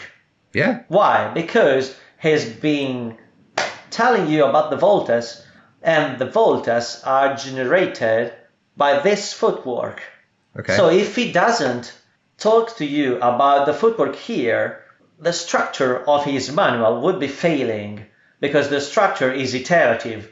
Anytime you will be needing something from here on, he's going to tell you. And so here he's been preparing the sword into hands. And I wouldn't say that as much as he's preparing the weapons of war section of his manual. Yeah. And for that, since they are relevant to the side of your body, because a longsword functions in the same way a poleaxe functions in terms of body side, you need to start understanding the turns, the voltas. And once I've been telling you about the voltas, I need to show you, or at least to mention in this case, because he probably thought those were rather basic actions you wouldn't forget, just like with the blows, he doesn't really explain them. You need to remember that the 5 principles that regulate this art are the voltas and the actions that produce them. Okay. And so it goes on telling you, you have passing, you have recovering, you have increasing, you have decreasing. Okay. Now, a pass is any time one foot passes the other forwards or backwards. Mm-hmm. I agree. Now, tornare, the one place in the manuscript where I find a tornare like clearly used, and it's definitely not passing backwards, is where you're defending with the dagger against the sword thrust. Mm-hmm. And what happens is you're in a rear-weighted guard with your right foot forward, and as the thrust comes towards you, you pull your right foot back to meet your left foot, make parry with the dagger, and then you pass in with the left foot. So the feet do pass each other eventually, but the thing that you're doing with the front foot is you're just bringing it back to the back foot. And that is in the text, it's a tornare. Give me again the page, sorry. Sure. Let me... I think it's easiest to find in the actual... Because I want to give it a check, because among my quotes for tornare, I didn't use that one, because I have other 2. 19 recto. So where the sword and the dagger begin to play. Okay. Lo pedrito cum rebater in dredo lu faro tornare. The right foot with the parry backwards, I make it tornare. Turn. 19R. So it's the first one you said, the first play. First paragraph, which begins, Qui comincia spada e daga a giocare. Here begin the sword and the dagger to play. I think I'm reading the wrong one, just a second. We may be using different pagination standards. It's between the dagger section and the sword in one hand, so right after the 9th Master of the Dagger ends. That's first exactly play. where I am. Yep. Yeah, that's first paragraph. Oh, the very first one, not the... So the one... Oh, sorry, I was reading the one after that. Okay, so the right... Okay. Right, because when you do that in practice, you have to... you can't pass it all the way back behind you, or you end up out of measure and you can't get in to do the murderous stab that comes afterwards, right? Mm-hmm. So, to my mind, it's absolutely clearly not a standard pass backwards. It is a withdrawing of the front foot, and you get this lovely turn. And in fact, because I have it on video, I will just yell out and I'll put a link in the show notes to this as well. Where are we? Okay, so this is from page 45 of From Medieval Manuscript to Modern Practice, and the video is linked on page 50. So, no, sorry, I want a different one. That was the cut. Yeah, here we go. So on page 47, and it's, if you think dagger versus sword, that's DVS. So the whole link is guywindsor.net/DVS thrust. So dagger versus sword thrust, DVS thrust. So if people type that into their phones, that'll take them to a video of me doing the action, so you can see that kind of turning thing. And I'll put that link in the show notes, so people can just go to the show notes and find it there too. I'll check it out. Yeah. You can see me, so I'll just show you what I mean. So I've got the dagger here, and I do that because that takes me out of reach of the thrust, and I'm close enough to get my left hand on the sword wrist, as you see. So that to me is a tornare. That's how you do the tornare. Well, that is an example of a tornare. Okay. I have to check this one out because while it makes sense, there's a problem with the tornare, which is that Fiore uses that word a lot. Yeah. Without ever providing an indication whether or not that use is the one he intends for the action quoted here. So as an example, I have a rather different reading of tornare, which comes mainly from page 24 recto and page 26 recto. 24 recto, yeah, and 26 recto, yeah, okay. So 24 recto is again the boar's tooth description, where he tells you that with that throwing of a thrust, you immediately increase the front foot, come back with the fendente for your head and for the arms, and recover to your guard. So consider that I translate that tornare as recover and not as returning. Well, see, I would say in fencing terms that they're pretty damn similar. So e torna con lo fendente zo per librarsi. I return with a fendente, for example, to the arms. I use recover simply because it allows me to discriminate between the use of tornare as not this action and the use of tornare as this action. So I would use return when I don't think he is referring to this action, and recover when I think he is referring to the action in this paragraph. So in this case, I would use recover instead of return when talking about the foot. So hang on. So we're talking about like recovering from a lunge, like in modern fencing. Because recovering from the lunge is you have lunged and you return to your guard, and that is literally called the recovery. This is what we just saw fundamentally. Throw a thrust with an increase of the front foot and recover it. And recover with a cut. Yeah. Okay. Yeah, that's fair. And he uses it in the same way in page 26 recto. Yeah, third paragraph. When someone goes for your leg, decrease the front foot, then recover it back and throw a fendente. So in this case, it's a forwards action. Oh yes. Yeah. Because it comes after a decrease. Yeah. So quando uno te tra per la gamba, discrece lo pede dinanzi. So when one throws for your leg, or attacks at your leg. I use go for your leg, but goes discrece. So withdraw the foot that is in front. Oh god, I've got the wrong glasses on for this. Let me check my transcription in. Because I'm just reading it from the correct sized facsimile I produced. This not this one. So because I'm reading it from the facsimile of by Michael Chidester, the Fior di Battaglia one.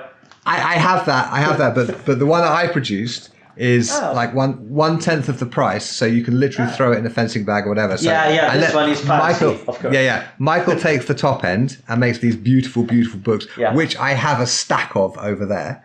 I do the cheap chuck it in your fencing bag end of the market, which is great. So e trade offendente per sua testa come qui te pen. Okay, so o tu lo torna in dredo. Right. So or you can pass it back. I use recover because it tells you when someone goes for your leg, decrease the front foot, then recover it back and throw a fendente. No, it's not then. It's or. Look carefully. Right. O tu lo torna in dredo. So discrece lo pece dinanzi. So discrece the front foot. Or tu lo torna in dredo. Or you return it backwards. Look carefully. It's not e. It's o. Allora. So in this case, I would say it absolutely is a pass back. It's not a return to your previous position. It's an alternative to doing a discretionary. I'm checking it out. Sure. I have a magnifying glass here, but I can't lend it to you because you're in Italy. So, yeah, I understand what you're saying. O tu lo torna but indietro. There's a full stop in between. Yeah. So as I read it. Okay. I see what you're meaning. I've been using that full stop differently than you did, and now that I understand what you're saying, so you either decrease the front foot or you return it back and throw the fendente. I get what you're saying. Yeah. So you have an alternative. You can either just pull the front foot back, or you can pass it all the way back to avoid it being hit and smack him in the head. And I'm paying you back for that also. Yeah, it makes sense. Good. It makes sense. This is the problem with the tornare, as I was saying, that Fiore is using that word absolutely indiscriminately. Well, it's okay, but this is a key thing about dealing with any of these manuscripts. Most of the time, what we interpret as technical terms are not. They're just general ordinary Italian used to describe ordinary Italian things like smacking people in the face. I would generally agree with this, but in this specific case, he is intentionally identifying tornare as a technical term.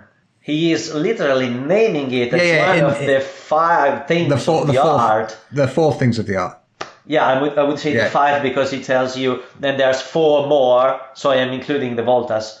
So in this case, there are 7. 5. There are 7 because there's 3 voltas. Yeah, I would say the voltas and the footwork actions, but yeah, whatever. One of 7's a better number. All right, yeah, okay. So, all right. Now, here's a thought. And so I say that the sword has 3 movements. That's stable turn, half turn, and full turn. Okay, movimenti is movements. That's totally uncontroversial, right? Yeah. And it's even a true friend in terms of translation because movement, movimenti, it's their cognate, right? So the stable movement, the half movement, and the full movement, if you like, or motion or swing, all right, and ancora also too as well. Whether that's being like really specific or whether that's being more sort of pleonastic, it's hard to tell. I mean, he uses ancora a lot, like most Italians do. Yeah, but his use of ancora, it tends to not to mean again, which it means in also. Italian ancora would mean again, and I translate that as there are 4 more things in the art. Okay. I say also there are 4 things in the art. I don't see any more there. Huh? Yeah, so you're getting ancora to be more. Yeah, because as an Italian, I would translate it as again, but in terms of numbers, again is 4 times. And in terms of numbers, I would translate it as more. So ancora, ancora sono 4 cose in l'arte.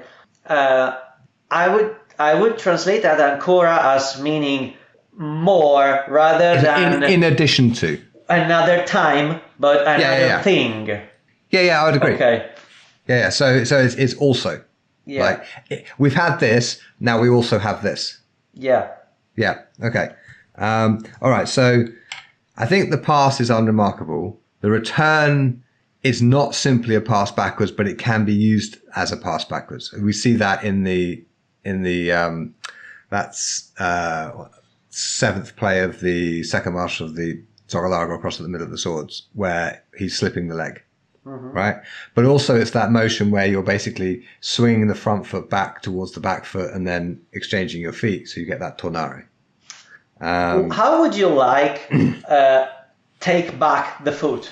Taking the foot back from the harm's way. I would say returning it. I mean, return is thing is, return in English has lots of shades of meaning, like many happy returns of the day, right? What the hell does that mean? Well, it means happy birthday, Okay. right? So just using return, I think is a useful translation of it, because it can mean all sorts of things, and it is used in several different ways in the text. And there's no reason to suppose that tornare used on page 26 is different to the tornare used on page 19. Yeah, I probably have a smaller knowledge of the various shades of meaning of that word. Right. So to me, return had a rather simple meaning. But again, given the point you have just given to me that about that return play, I would say I'll probably go back to using a return for every instance, though that's less helpful in terms of interpretation for the people you are teaching to. It's also less prone to mistakes. Right. And there's a limit to how helpful we can be if it means interfering with the meaning of the text. Yeah, agreed. In this case, I'll go back to return. Okay. So, and accrescere and discrescere, I mean, it means increase and decrease, right? I would translate that as advance and retreat. I would translate it, if I was to use advance and retreat, I would always say advance the foot and retreat the foot, though. So okay, but it's not in the text. It actually. Okay. No. Okay. It's in the text all over the place. Like in the play of the exchange of thrust. You know, accresce lo perché dinanzi. Increase the foot that is in front. So he tells you which foot to do. Yeah. Right.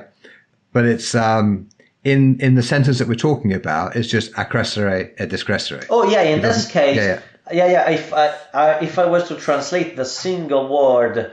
As a accrescere, it's fine to translate it as advance, absolutely. As long as every time you use it, you refer to the foot, because it's not the person advancing, but it's the foot being advanced. Yeah, and when you discrescere the foot, when you're avoiding the cut to the leg, your body will move back a little bit, but it's not a step back. You're just pulling the front foot back out of the way and then striking. Balancing. He also tells you put it back. Not in the play of the longsword, but he tells you. It's actually in the other one. No, you're right. Okay. No, it's in the. That makes a nice change. It's in the other play. It's in the description of the borsdorf. Now we should probably also bring up.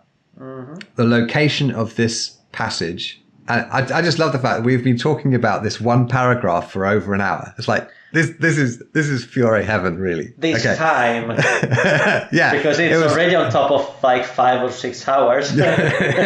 Sure, but I would bring up one thing. Yeah, go ahead. So you would translate those as advancing and retreating. I'm fine with that. I actually do like that. It's more readable than increase and decrease in modern English, absolutely. But what action do those represent? Okay, if we talk about the front foot, for which we have clear textual evidence, right?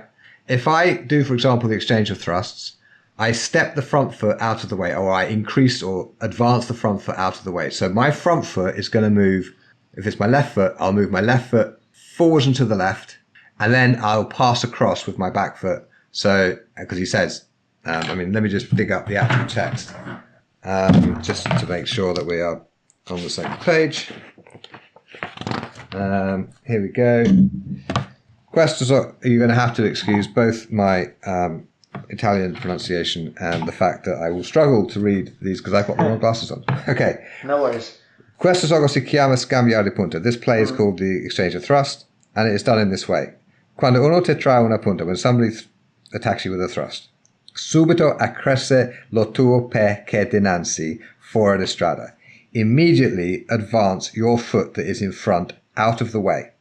e cum l'altro pè passa alla traversa, ancora fuori di strada, and with the other foot pass across, also out of the way.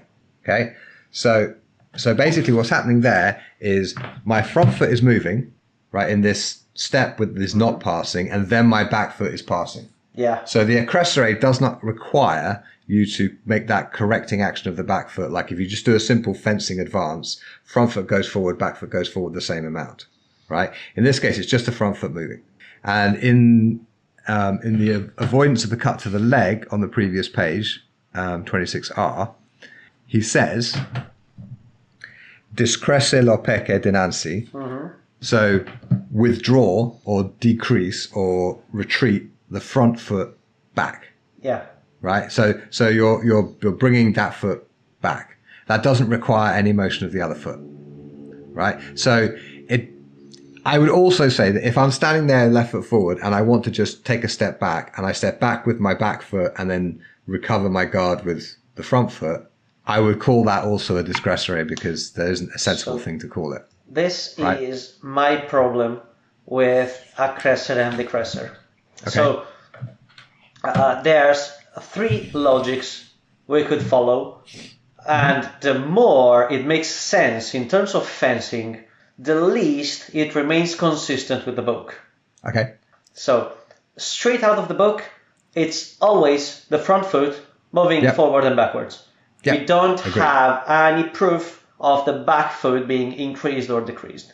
Correct. I cannot accept this reading because it makes absolutely no sense that a whole fencing system doesn't in any way consider the possibility of decreasing the back foot. Well, of course it does, because when he's specifying the front foot, he only needs to specify the front foot if it can also be the back foot. But because he chooses to specify it, it must obviously be either foot. This is exactly my point. Yeah. So we don't have any hard evidence of the back foot being able to increase or decrease, but at the same time, we have the specification of which foot is increasing and decreasing, even though it's casually. And also, it's simply absurd. That you can't watch 2 people fence for any length of time without seeing at least a couple of discresceres in there. It happens all the time. This is absolutely my point. That's why I was saying I cannot accept an interpretation saying that the decrescere at the very least doesn't apply to the back foot. Of course it does. Okay. Yeah, no, I'm not saying you say that. I'm just taking the levels. Okay, so level 1 is straight out of the book. We cannot demonstrate the existence of a accrescere and decrescere of the back foot, but fair. Level 2, it's impossible not to consider that. Yeah. And here comes level 3, which is disaster, because I'll need to recheck the tornare thing, because any interpretation we take of the tornare comes from 1, 2 passages overall in the whole book. So I have 2 readings for mine, and the same way you have 2 for yours. So it's nearly impossible to hard proof. I'm saying mine and yours, speaking of the ones we presented, not necessarily the ones we'll be defending, because I think yours is rather good. And now that I have read the passage that way, this gives me even more difficulties. Because if we want to read the tornare the way I was doing it before, and I have always been putting my hands forward on that and saying, I can in no way say that I think this is correct, but I think this is a possibility. Okay. If returning is the action of pulling back a foot that has been advanced or retreated, so if you do an accrescere or a decrescere, and the tornare is the action of bringing it back, we fundamentally have the basics of how to call that in English, of modern sport fencing footwork into Fiore's book. Why not? But that would really open that will really open up the possibility to consider Fiore standing in the short guard and doing advancing steps without turning at all, from foot, back foot, from foot, back foot, from foot, back foot. And of course, this is the way I read it. Okay, a lot of people do not. I understand that you agree with this. Okay, I don't think that is a complete description of all the footwork you do with Fiore, because of course you're passing a lot. But basically everything in sport fencing except the flesh and the long lunge, I would say, is entirely present in every fencing system ever produced. I can't say every fencing system because I haven't studied them all, but I am sure they are all in Fiore. Okay, I've never come across a martial art that didn't have those actions, right? Okay. And the flesh is basically a bastardized. Very specific. Yes, and the lunge, we have it from Denti Shingaro when you advance the front foot and you thrust somebody in the face. Yeah, it's a short lunge. It's a short lunge. It's just because of the mechanics of the weapon and the conditions of the fight and all these other things, it doesn't make sense to do a full small sword style lunge or a modern fencing lunge, right? But it's certainly a lunge-like action. It's just a short one. Yeah, it's a lunge. It's a short one, but it's a lunge. I agree. And in this framework, the meaning of the tornare action is, in my opinion, extremely important, because if tornare doesn't mean recovering a foot that's been increased or decreased, we either have to suppose that action doesn't have a name at all and Fiore didn't talk about it, or that it is not considered into the system. No, okay, right. I'm just going to stand up and I'm going to show you those two recoveries, right? And why I would be perfectly comfortable calling them recoveries in English. Okay. And this isn't maybe great for the listeners because they can't see, but I'll try and explain what I'm doing as I do it. All right. So the defense against the dagger thrust, against the sword thrust, holding a dagger, I'm holding a pencil, right? I have chosen to put my right foot forward and my weight on my left foot. And when the thrust comes towards me, I recover my front foot out of danger and I pass in. No problem. And when we have come to some crossing of the sword, somehow or other, I've parried or I've attacked and been parried or whatever, and my opponent cuts for my leg, I recover my front foot. Now, if it's a short recovery, it may just be a discretionary, and if it's a full recovery to or past my back foot, I'd call it a tornare. I think the difference between discretionary and tornare there is simply how far the foot travels. And I think Fiore would not lose any sleep about which way you described it, because I think if he really cared, he would define it really carefully. That's possible, but I would say that he always how do you say that? If he talks about something, he is always trying to give it a repeatable interpretation, a repeatable meaning. Okay, but we've already established that volta stabile, in your interpretation, can be 1,000 different things, so long as the sword isn't going from one side to the other. Yeah, but staying on the same side and going forwards and backwards is volta stabile. But it has a very strict definition. Yeah, but how would you define a tornare? I would define a tornare as the recovery of the front foot. And so there's an overlap between discretionary and tornare, and I'm quite comfortable with that. So one is a definition of intention, let me say, needing to remove the foot from danger. No, I would say one of them involves a turn of the hips and the other one doesn't in practice. A tornare, there's going to be, because of the way the foot is moving, you're going to have to move your hips to make space for the foot, right? Whereas the discretionary and the accessory can be done with your hips basically staying the same. And how do you differentiate a tornare from a passare indietro, from a passare backwards? Because if I'm passing all the way backwards, right, so from a left foot forward guard position into a right foot forward guard position, but doing it with a pass back of my left foot, right, that is if I do it to get out of the way of something, I'd say that's a tornare. And I don't have a problem with that. Because again, Okay, a useful definition of art from this period is natural human actions ordered into a system so they can be studied and taught. Yeah. And the thing about natural actions is they are infinite and varied. And what we're doing is we're applying classifications after the fact, right? And as with these things, there is going to be some slippage. Now, if the foot does not pass the other foot, it's not a pass, I would say, right? Mm-hmm. So if I'm passing forward with my right foot is going to go past my left foot. Okay? I wouldn't define a passing step that way. It's a walking step. Yeah, but given the strength of the structure of Fiore's system, I would define a passing step as one that makes the sword go on the other side of the body. No, because that's a mezza volta, but not all passes are mezza voltas. If I'm standing in posto longer, okay, if I'm doing a mezza volta, okay, so he said a mezza volta is when with a pass forwards or backwards. Yeah, but no pass is a mezza volta. A mezza volta is an action that involves a pass. Fine. Okay. But if I have my sword in posta longa and I just walk towards you, those are passing steps that I'm using, but they are not mezza voltas, I would say.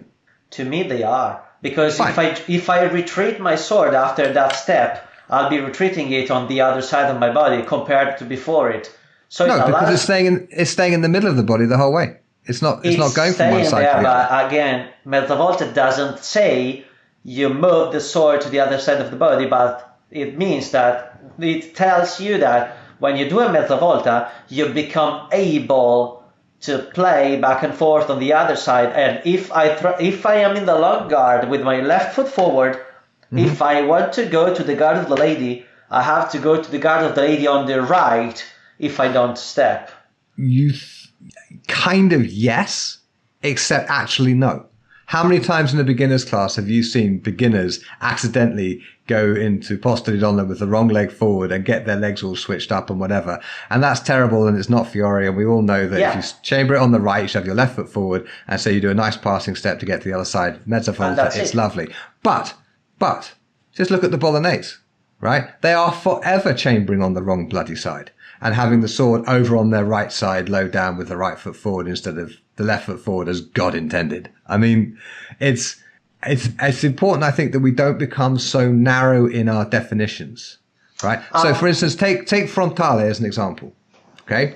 The guard of frontale, as it's shown, as I use it, as I interpret it, I have my left foot forward. It can be done either side, but the way it's illustrated in the text, I have my left foot forward, and the sword is closing my high inside line. So my sword is way over to my left, right? The only sensible action I can take from there is a reverso fendente, not a mandrilo fendente. It is therefore chambered on my left side, even though I am left foot forward. And it's there in the book, I would say. I wouldn't. Oh! Okay, so let's say I'm into the Porta di Ferro, and you swing a sword at my head, and I beat it aside, and the moment of contact of the weapons, I am basically taking my sword from Tutti Porta di Ferro into frontale. That is the motion that creates the parry, is that transition from Tutti Porta di Ferro into frontale. For that parry to work, it has to cross the center line of my body, or your sword is going to hit me.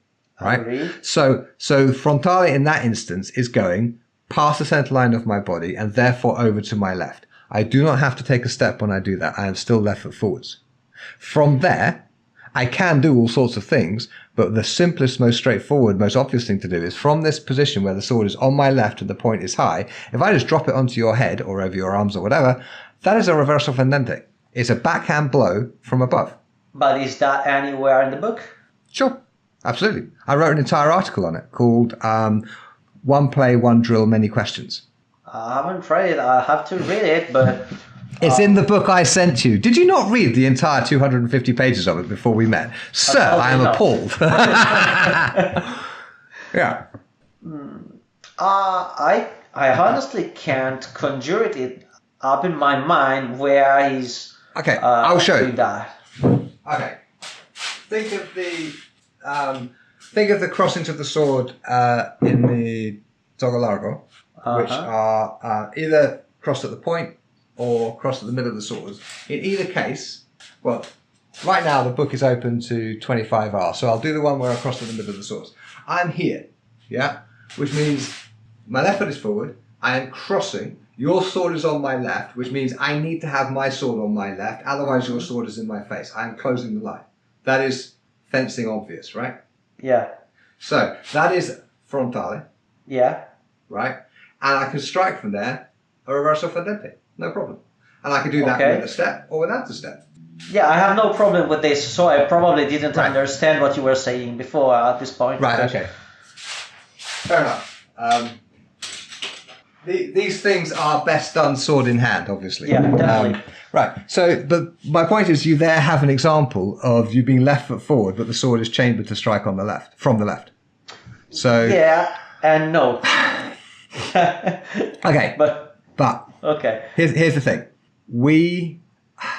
I think we have to get comfortable with the idea that these categorizations of actions are fuzzy at the edges. Yeah, but right? Let me they overlap considerably.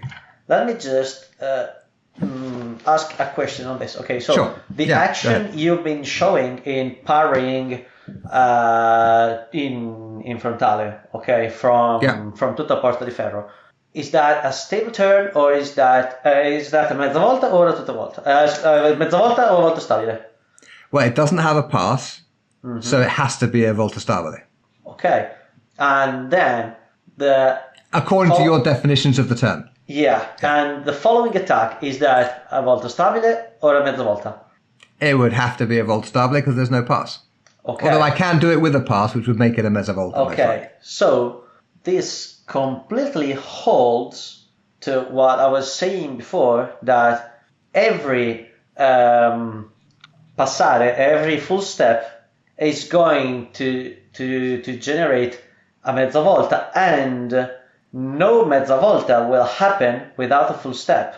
To which you say, no, not every single full step is going to be a mezza volta. Yeah. And then you came up saying, this action has no full step, and so it's not a mezza volta. And I'm saying, that's yes. Right. So this doesn't in any way affect the statement that every full step is going to bring to a mezza volta. Yeah, we're talking about slightly different things. Right. And also, don't forget, we have an example here of what you would call a volta stabile. Actually, the sword is going from chambered on the right to chambered on the left to back to chambered on the right. It's a volta stabile out to frontale and a volta stabile back with the reverso fendente. Right. And I have not moved my feet. Agreed, and I am still kind of changing sides. Agreed, but the chambering is your definition, while mine is the range of motion of the sword. And the range of motion of my sword is still on the right side of my body. Because it's been moving across the right side, and it's going to be moving again across the right side of my body. Sure. Yeah. I haven't been changing the range of motion of my body to the left side of my body. Right. Okay. And what's happening is the sword is going past your nose, and therefore it's going over towards the left. Okay. Mm-hmm. But that doesn't necessarily mean it's playing, mechanically speaking, on the other side. Right. And my strike from there is much weaker than it would be if I was chambered differently. Yeah. Right. But it's still a 4-foot steel bar smacking you in the head quite hard. It'll do the job. It's not a complete mezza volta. But whenever you have any kind of classification of fencing actions, you always have this problem of definition, because the way people actually move don't always fit into those nice, clean, neat definitions. There's surely a margin of that. Yeah. But I feel that the margin we are having on the tornare is just too large, and okay.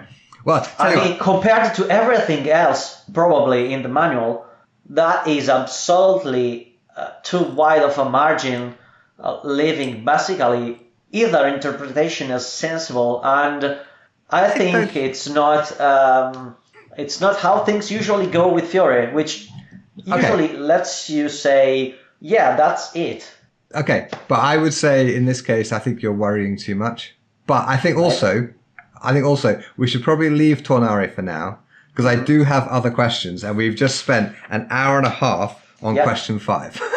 All right. So let's wrap that that Yeah. volta stabile, mezza volta, to the volta, and the 4 things up in a nice, neat little bow. Yeah. And I'm going to skip my next question out of respect for your time, because otherwise we are going to be here all day.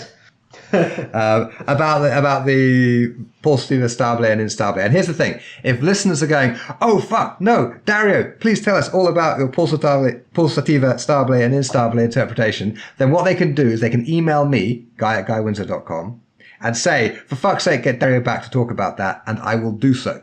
Right? Okay. But we're going to skip it for now, just so that my poor assistant, who's going to transcribe this, won't actually murder me for making a 4-hour-long episode. All right. This is a question I ask everyone, and I think I know what your answer is going to be to this one, which is, what is the best idea you haven't acted on yet? This is actually an extremely difficult question. First, because I have quite a few ideas, and second, because of that yet part. Okay. Because you can have 1,000 ideas, and you cannot act on 1,000 things in your life. Sure. So it requires me to both decide which is the best one and which one is the best one that I will one day act onto. Okay. I think that probably that's head protection. Okay. If we want to keep it to stuff I would do as Thokk at the very least, so as talking about gear. If we are talking about fencing, probably working around the tournament scene with a rule set that I do like more than people relentlessly bashing each other because afterblows put things back even. In general, making it so that if both got hit, it's not even, it's both dead. Dead intended as losing something from that exchange, compared to just having gone even and we can restart. Okay. So you've got basically 2 things there. One is developing better head protection. Yeah. My top favorite thing for longsword, any kind of striking weapon, is the Terry Tyndall style mask, which is just fabulous. You really like heavy stuff. No. Okay. It's basic physics. The weight is part of the protection, right? And if you don't have any mass in your helmet, and the thing is, I am not averse to training to be fit enough to use slightly heavier equipment. My longsword fencing is not slow because I'm wearing steel gauntlets, and my fencing isn't slow because I'm wearing a mask that weighs more than one of those stupid fencing masks, right? Yeah, but at the same time, if you had like 10 kilograms of stuff less on you, you'd have anyways more stamina, more speed, and whatever. Okay, but all of my equipment combined when I'm doing longsword free fencing is less than 10 kilos. Well, I mean, considering the mask is about 2.5, the gauntlets are maybe 1 each, and my plastron is maybe 2. Okay, try entering a tournament with that equipment. I would not enter a tournament that doesn't let me wear steel gauntlets because it's just stupid and dangerous and unsafe. Yeah, but try entering a tournament where you are not required to wear a jacket, a gorget, like protection, elbows. I mean, if we are looking at HEMA gear, and if we are looking at what the majority of people purchase their gear for, which is the full gear is usually for competitions, because they will train with less than that probably at their club and etc. But when they are going all out, they are going all out in full gear. Yeah. And full gear implies at this very moment 3, 4, 5, 7 kilograms of jackets, 2.5, 3 kilograms of masks if we are looking at stuff with a lot of overlays, and the gorget, the arm protectors, the elbow protectors, plastron, and leg protections, knee protections. We can go on as much as we want. And in the end, if for every piece of gear the solution is going steel and heavy, when you get to full gear, you start holding around 15 kilograms, probably at very least. Because people in HEMA tournaments at this moment are holding around 9, 10 without steel. Okay, but I wouldn't do that. Okay, to my mind, there's armored combat where you wear proper steel armor, and then there is fencing intended to simulate unarmored combat where you wear stuff that is not armor, right? Yeah. Like fencing mask, like the Terry Tyndall mask. That's not a helmet. That is not armor. My steel gauntlets are armor. They're the only thing that would track from one situation to the other. Although if I was free fencing with poleaxes, I'd probably want clamshells because they give better protection. But I'm not suggesting that we go full steel for body protection or gorgets or any of that sort of stuff. I'm perfectly happy using like inline skating pads for my elbows and knees, and I use a leather chest protector thing that is more than adequate for free fencing with longsword. And I have a leather gorget I made myself, which actually has a Kevlar lining in it, so it's pretty damn puncture proof. I don't see the need to add more to that. Well, again, you are still already holding around at least 8 or 9. 1.5 kilos of gloves more and 1.5 kilos of mask more Yeah, than so what? someone else. Why is that a problem? Well, for some people it is. Also, you are looking at it from the perspective of someone used to doing that and with the physical shape to do that. But as an example, the more you go down in size, the more the ratio between weight and ability to carry it goes down. So like the lighter the fencer is, the smaller and the lighter the fencer is, the more that's a problem. The least good is someone's cardio, the more that's a problem. It's not a new thing in sports to be looking for performance. I mean, people look at 20 grams in running shoes. Oh yeah, absolutely. Okay. Absolutely. Okay. So I'm not disputing the value in producing equipment that is similarly protective but is lighter, right? That has an obvious advantage because we're trying to simulate unarmored fencing. But the amount of weight we're talking about, I would say that if that is a problem for the fencer, that is a problem of their fitness and conditioning. It's not a problem of the equipment. Yeah, but we are not only talking about weight, but bulk in general. I mean, a Tyndall mask is also rather large compared to a fencing mask. No, target. It's not. Compared to one of these fencing masks covered in those like those padded extra protective bits and the bits at the back, I wouldn't say my Tyndall mask is any it's bigger probably than, 1 or 2 centimeters bigger in any direction. Okay, but the sort of people to whom that matters are very high level competitors who are competing for seriously valuable prizes. That doesn't describe anybody in historical martial arts today. I wouldn't agree. I mean, if you were right in this, I'd be out of business because I am literally making a product that is designed to be as light and as unfeelable as possible, and it costs twice the alternatives in some cases, and it goes to the point that in some areas it's probably the most widespread glove at the moment. So I wouldn't say that people don't want that. No, I'm not saying they don't want it. No. I'm not saying they don't want it. I'm saying the sort of people to whom a mask that is a centimeter wider, thus giving a slightly larger target area, is a significant problem, are either insane or deluded, or they are extremely high level competitors. But we don't have competitors at that level because we don't have prizes at that level.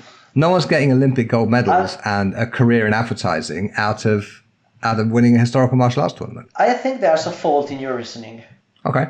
Because there often is.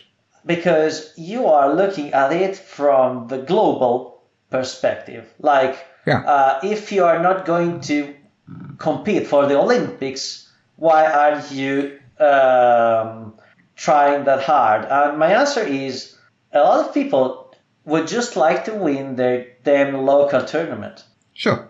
Or any event in which they are, or maybe make it out of the pools. Everyone has different goals, and Sure.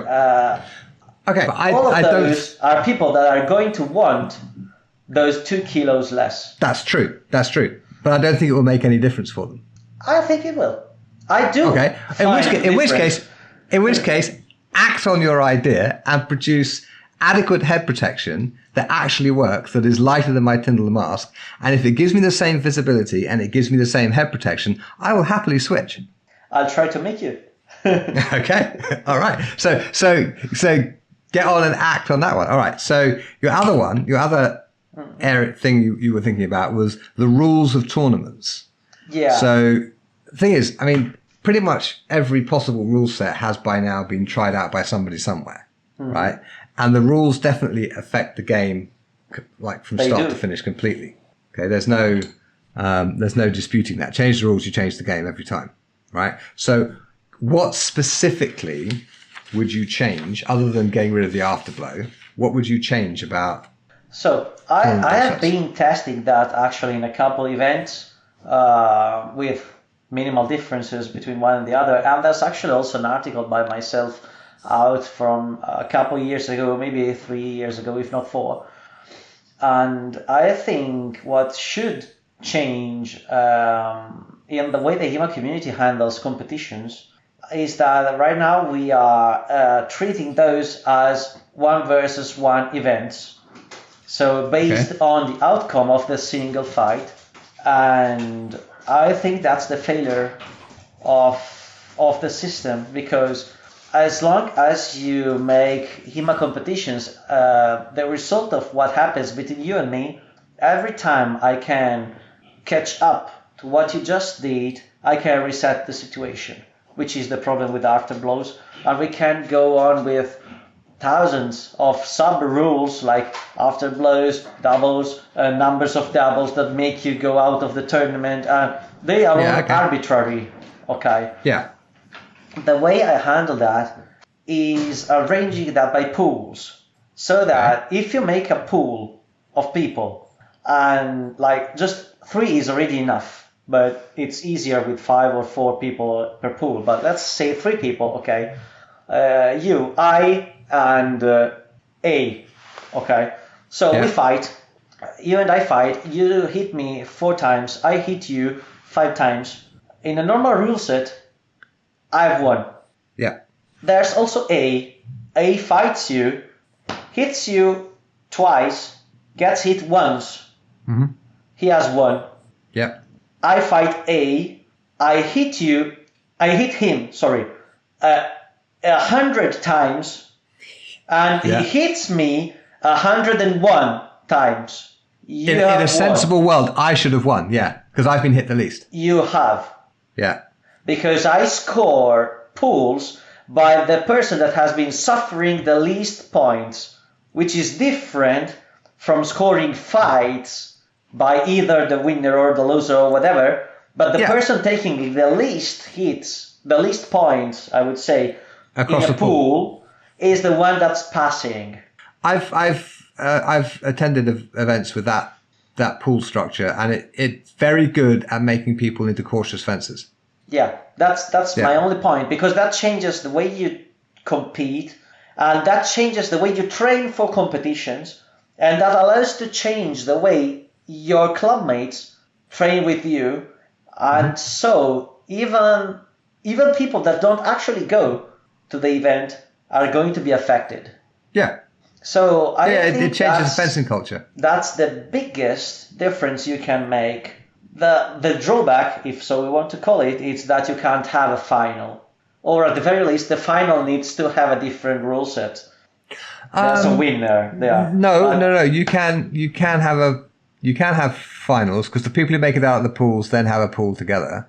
Yeah. And it's not an elimination necessarily, but you can have the final is we had a giant in that case. Yeah, okay. Whoever, let's say you have 2 people who have the least of everyone in the pools, they have the least hits against them. Yeah. They're the finalists. They fence it out. And it's like 10 blows of the sword, or 5 blows of the sword, or whatever. And whoever ends up with the least blows on them.